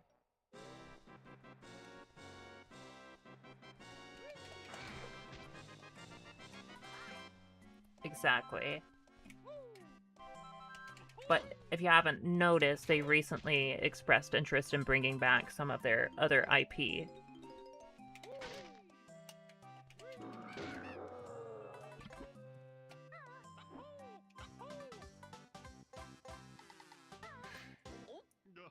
Like, I believe it was just announced they're gonna be doing another Crazy Taxi. And I hope they revive a lot of their older IPs, because if they are going to get to that point, it's not going to be with Sonic. It's going to be with something else. I know they would like to think Sonic would be the one, but it's not going to be Sonic.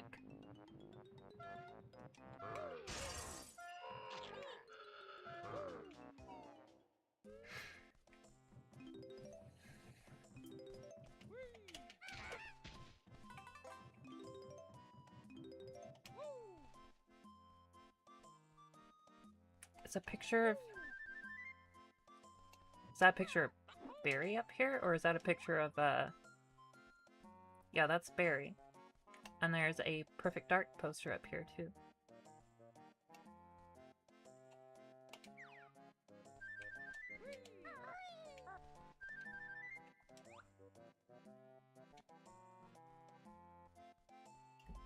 I have no idea what that is.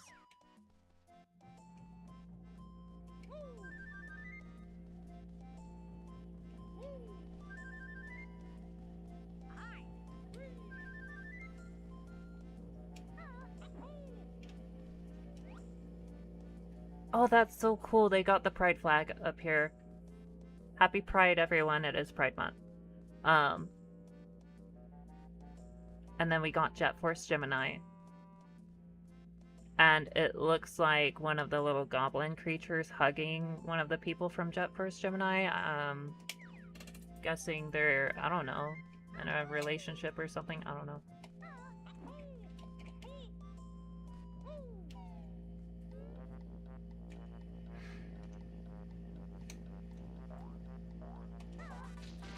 Three, 1, 2, 1, 1, 1. Got it. Let me go punch that in.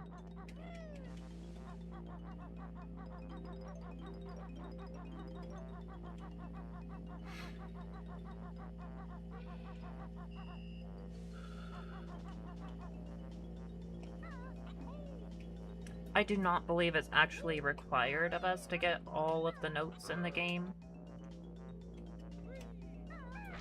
So if we do end up dying in that section with the gears, we can just continue on.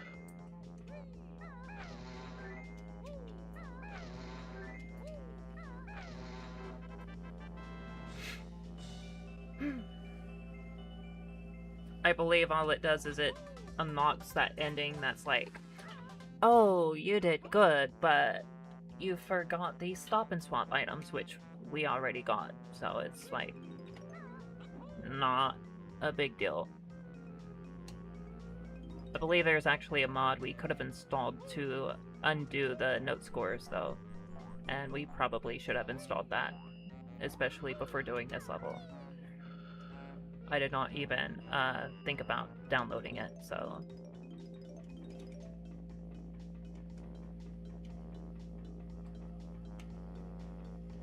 Okay, that is going to lead to the gears, and we do not want to do that yet. I'm going to want to get as many notes as possible. And the first thing I'll want to do is make sure that we grab all of the notes that are up there, so that if we do die, it is not the end of the world.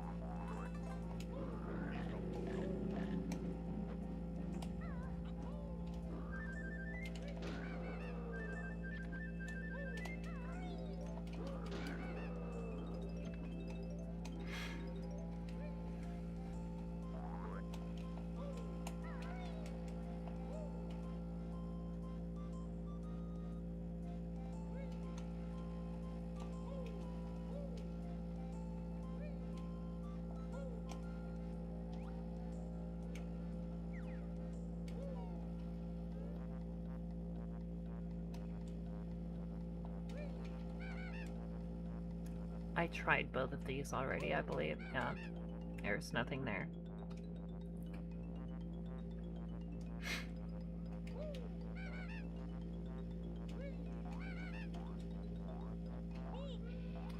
And Click Clock Wood is almost nearly as difficult as this level, due to the fact that it's essentially 4 smaller levels in one.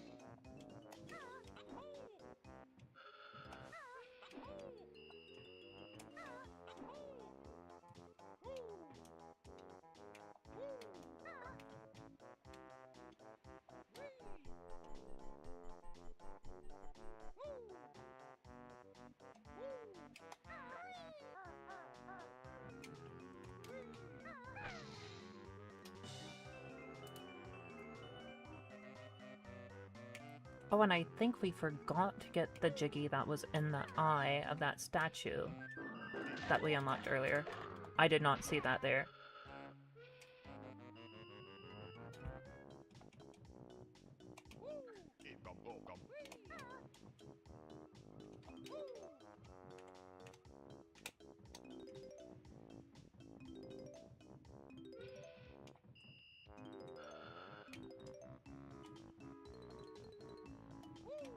The Rusty Bucket.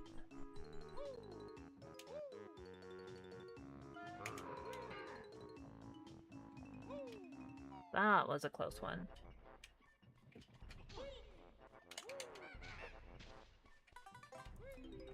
Here we go.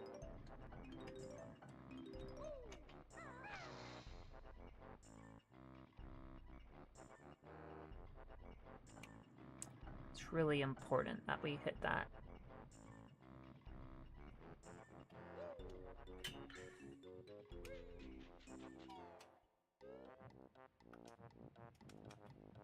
Alrighty. Well, we are going to take a quick bathroom break, and we are going to come back, because after that coffee and all that water, yeah, we're going to need a bathroom break. We'll be back in maybe like no more than 4 minutes.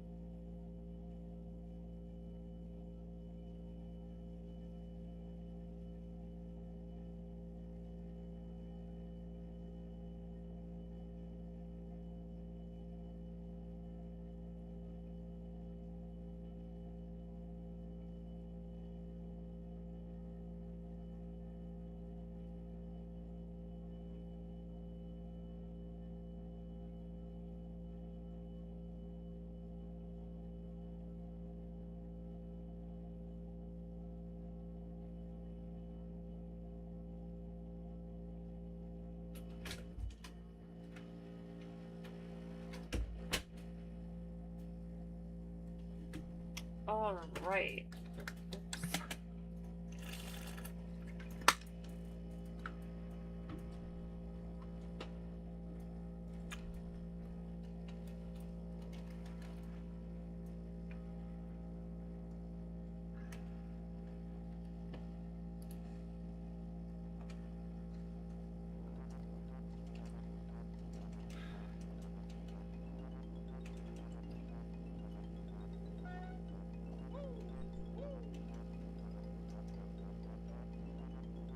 Gonna want to climb back up here.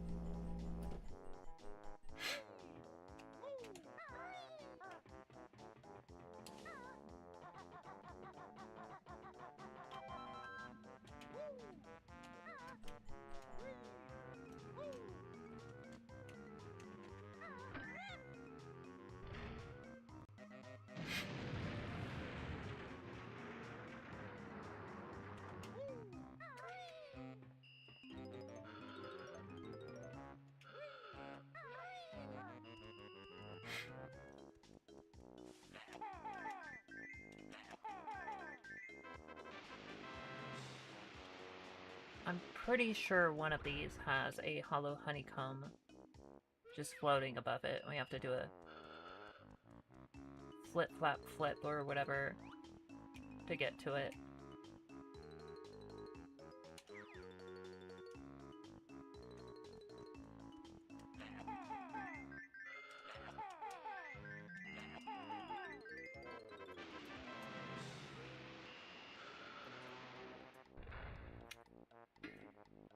I don't know, I feel that I actually like Super Mario 3 the best. I did not actually care for Super Mario World as much. It was, I mean, it was more enjoyable to me when I was a kid and didn't understand what was going on, but then as I got older, and of course being a bit of a completionist and trying to get everything in that game, it just wasn't as fun anymore because then you realize just how difficult the game really was.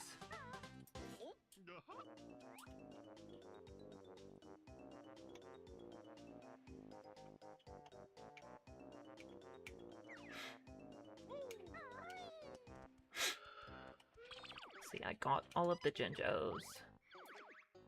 We're missing about 20 notes, and oh my gosh, we have 5 Jiggies left.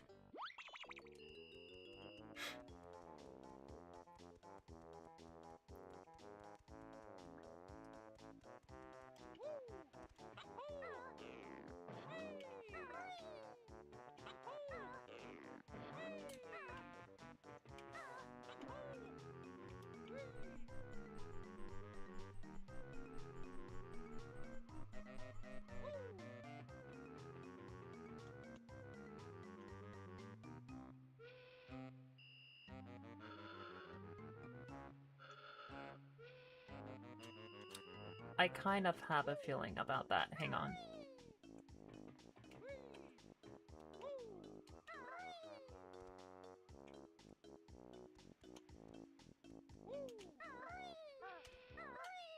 Oh no, we fell. It's a good thing there's this ladder right here. That does help.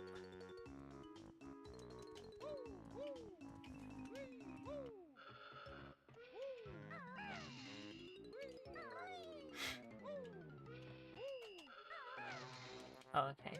It was just the one. Let's get back across.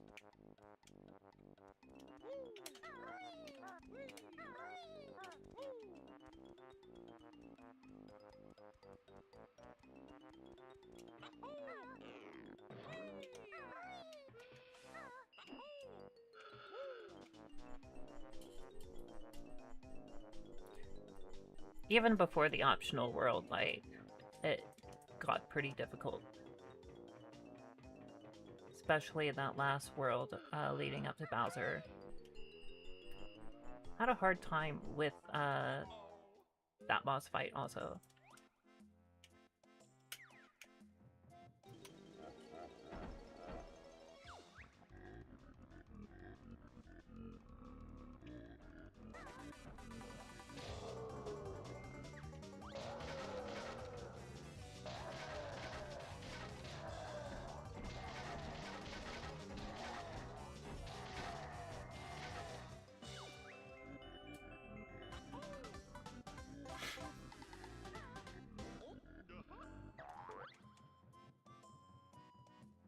Well, that's great, he didn't want it. We'll just take that for ourselves and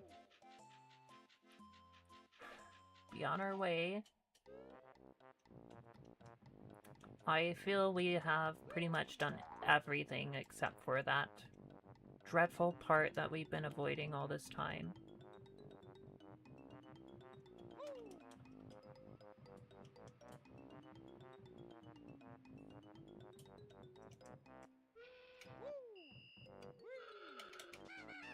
That infamous, dreadful platforming section.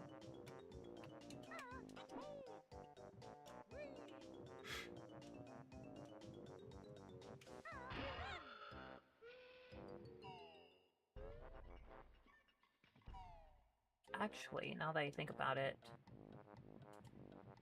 I might be able to get something from up on top of this that I did not fully look into.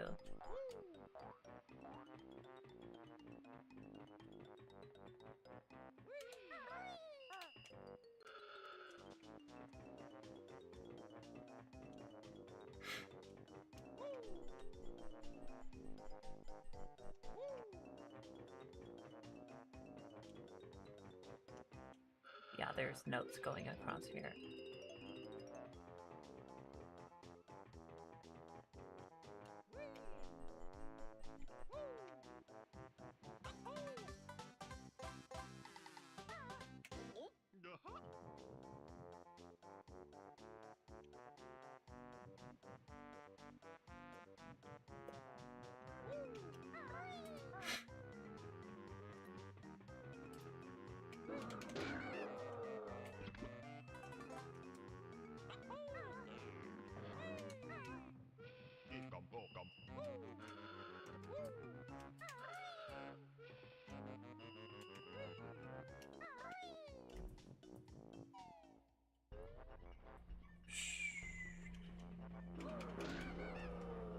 Not looking forward to this.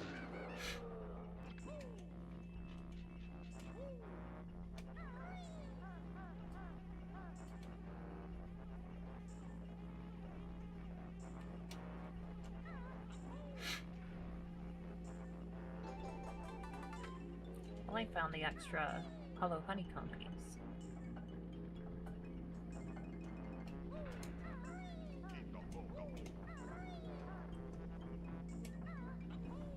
Oh god, save me now.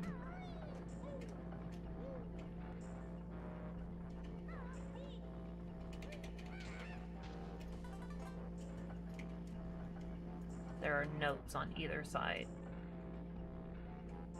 And notes over there. Oh my god, this is too much for me to handle. My anxiety is going through the roof. Oh my god. I think I'll start by going this way.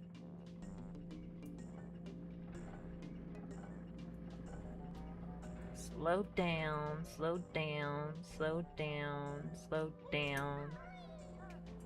There we go. I'm not even gonna attempt to get that Mumbo token until I have all of the notes.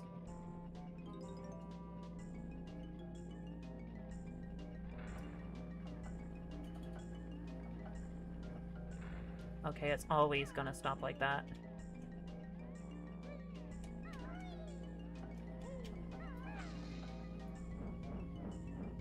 Oh, it stops that.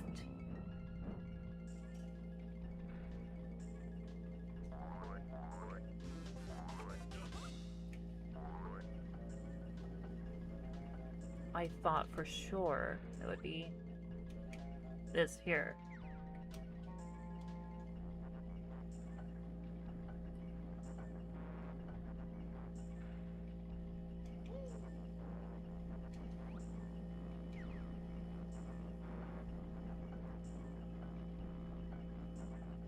There's another fan-looking piece over there that we can hit. I'm not sure if it slows down further the ones in the middle, or if it's gonna slow down further the propellers underneath the ship. But we will find out. Oh god, that scared me. I thought I was gonna fall. Let me align this. Why won't the camera stay directly behind me? Why has it gotta be at an angle? No! No! He slid right off. Oh my god. All of those notes. All of those notes. Gone.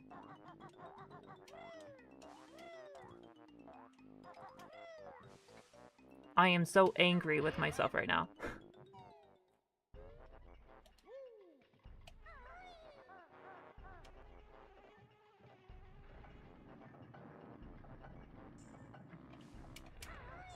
And again.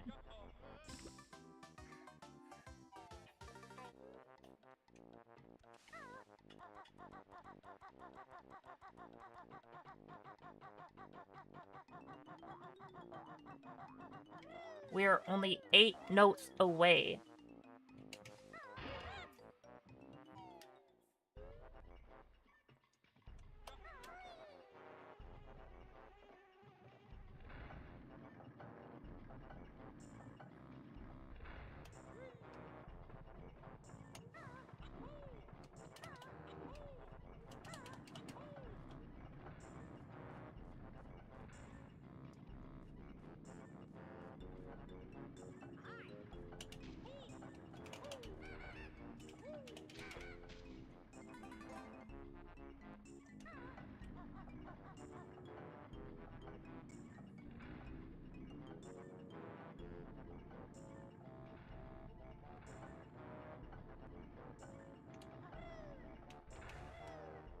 Oh, now it's gonna stop straight. Wait, I still have my notes. I still have my notes. I still have the notes. Oh my goodness. Thank God I have the notes.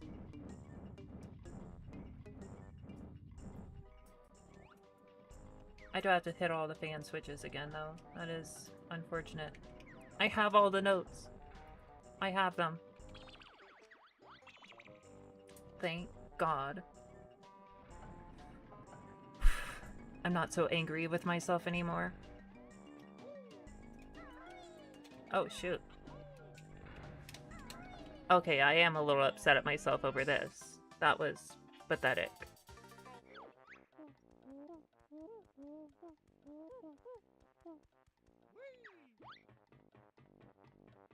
And it looks like we have infinite lives, too.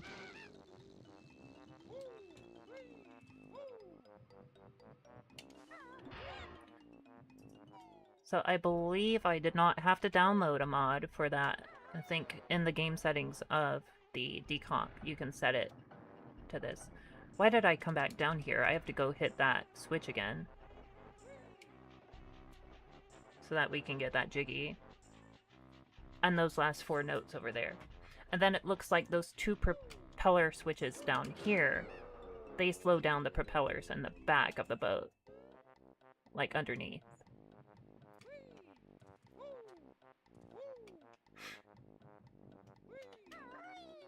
I am so happy that I don't have to go collect all those notes again. The Jinjos are back, but we already got the Jiggy from that, so...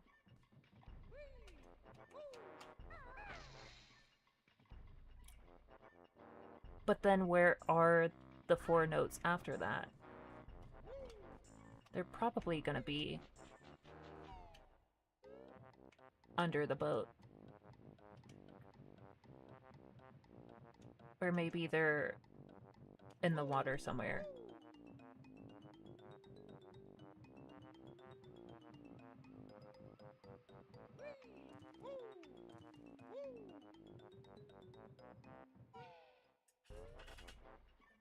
Alright, let's go get this.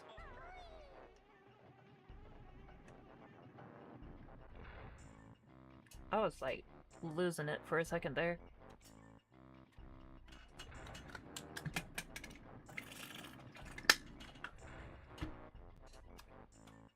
Had to take a sip of my water. So let's wait a second.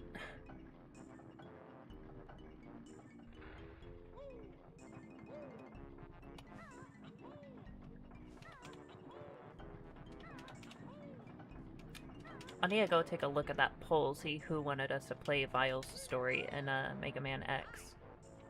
Because if they want that, and if they want it now, we'll have to go do that after this stream. Not this particular stream, but once we're done with Banjo-Kazooie.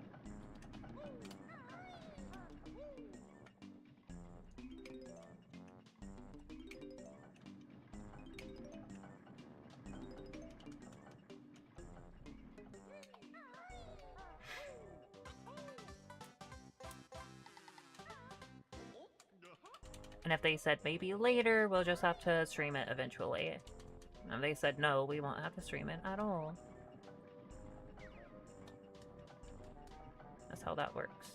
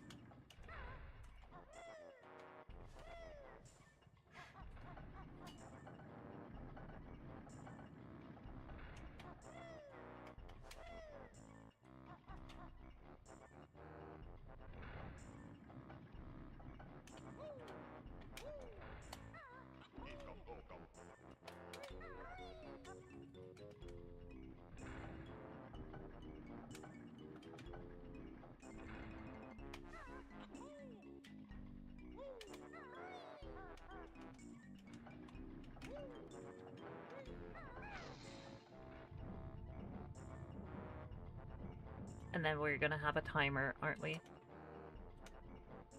Yep.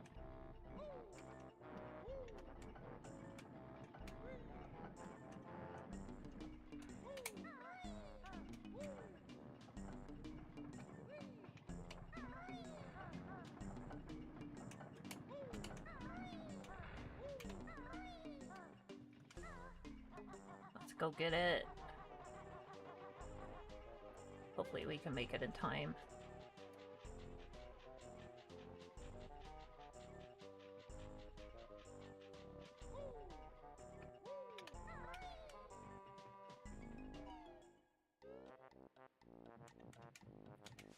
There's the back of the boat.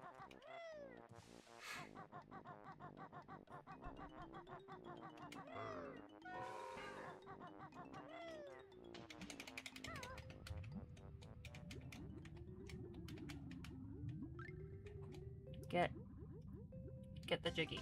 There we go. Get out of there. Okay, we made it. We made it. Oh, thank God. Now we just have 4 more notes to get.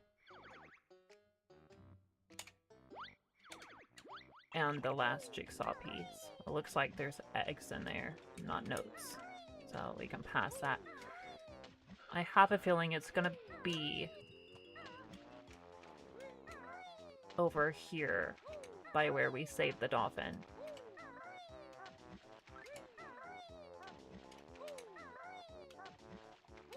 It's probably where we are gonna get the last jiggy and the last of the notes, if I had to guess.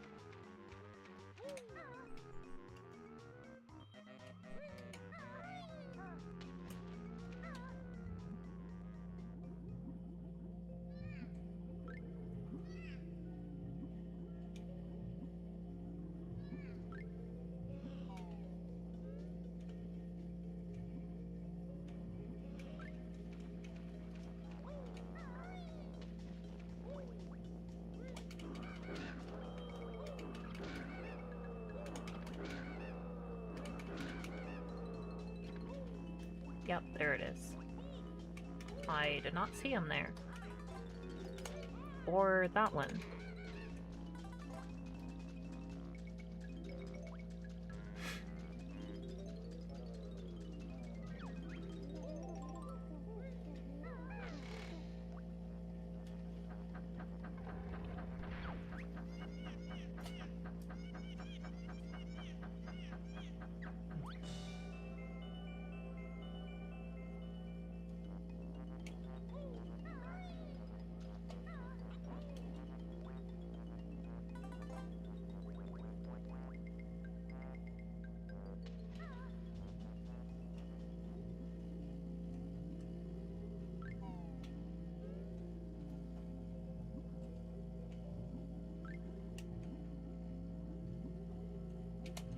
Oh, come on. Get the jiggy. Get jiggy with it.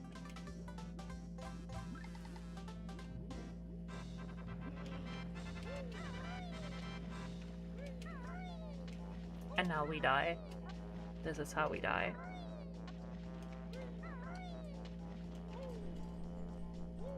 That was a close call.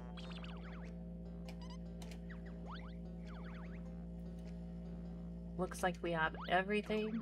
Let's go back to the castle. Or the tower. Whatever you want to call it. The lair.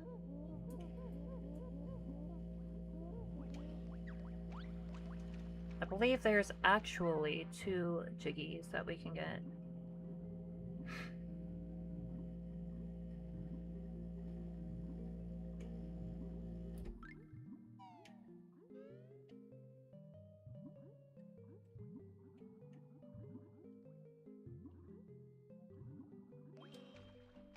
I don't remember where the... Oh, it's right here.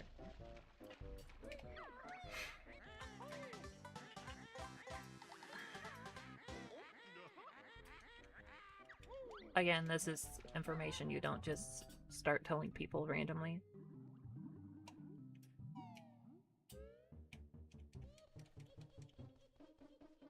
Yeah, that jiggy is still over there. So we are gonna want to do this again.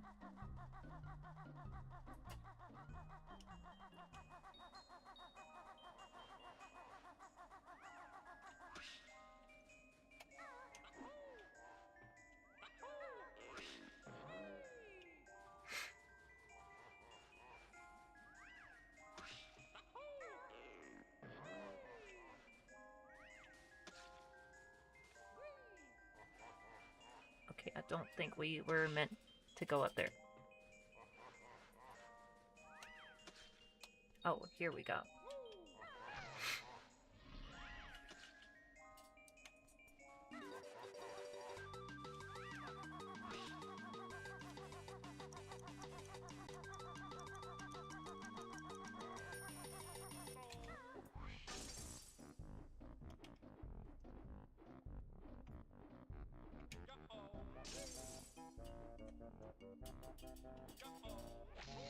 Come on. Get it. What? Psh. Can he not break the other one? Oh, yeah, that was... I can just imagine someone, like, randomly bringing that up in conversation, like in real life. Like, what my reaction would be. Is,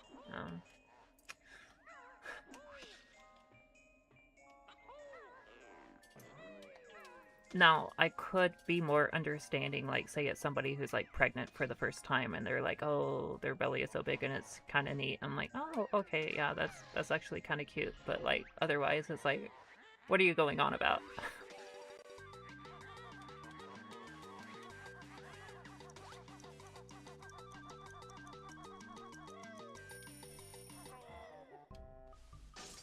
Psh, that snowman didn't hit me this time.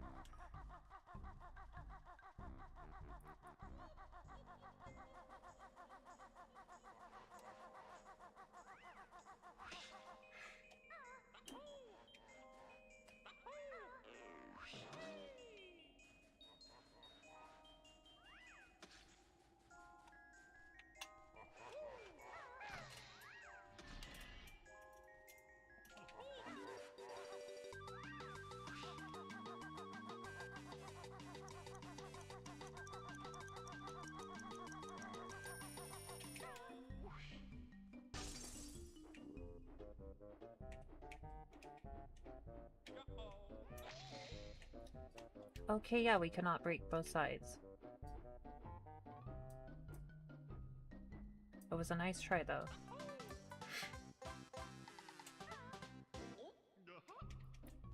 There's only one more Jiggy to get.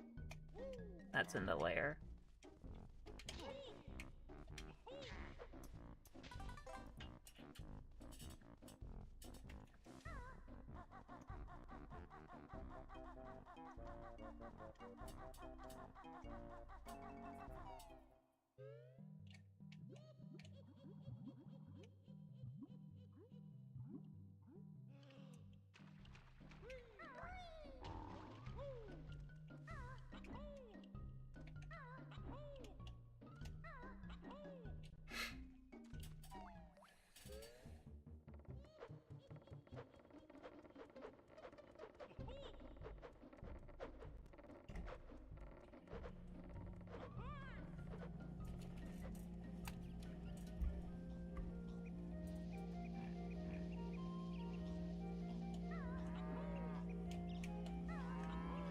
Oh, come on, get up there. Get up there.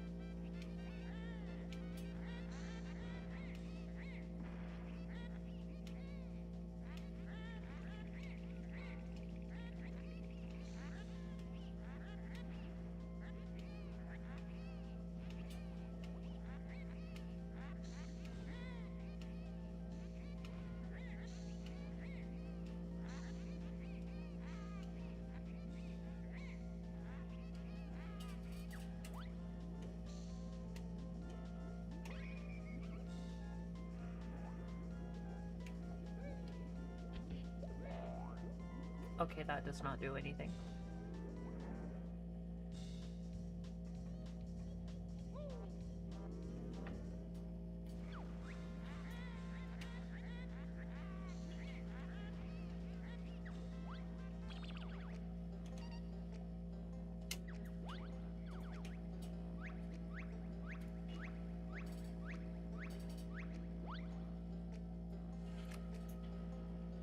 We just got the one last egg to finish a stop and swap.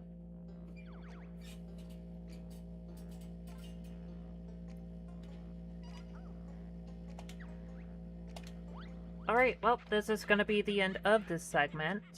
This has been Clucloid with Retro Age Gaming. Thank you all so much for watching, and stay tuned. Next time, we are going to be doing the Furnace Fun, and...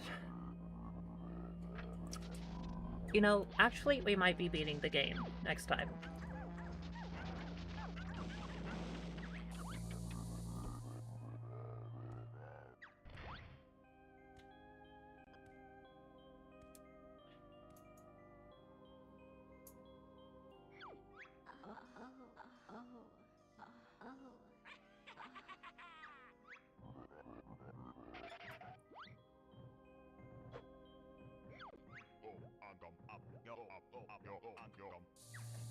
We will be doing Click Clockwood.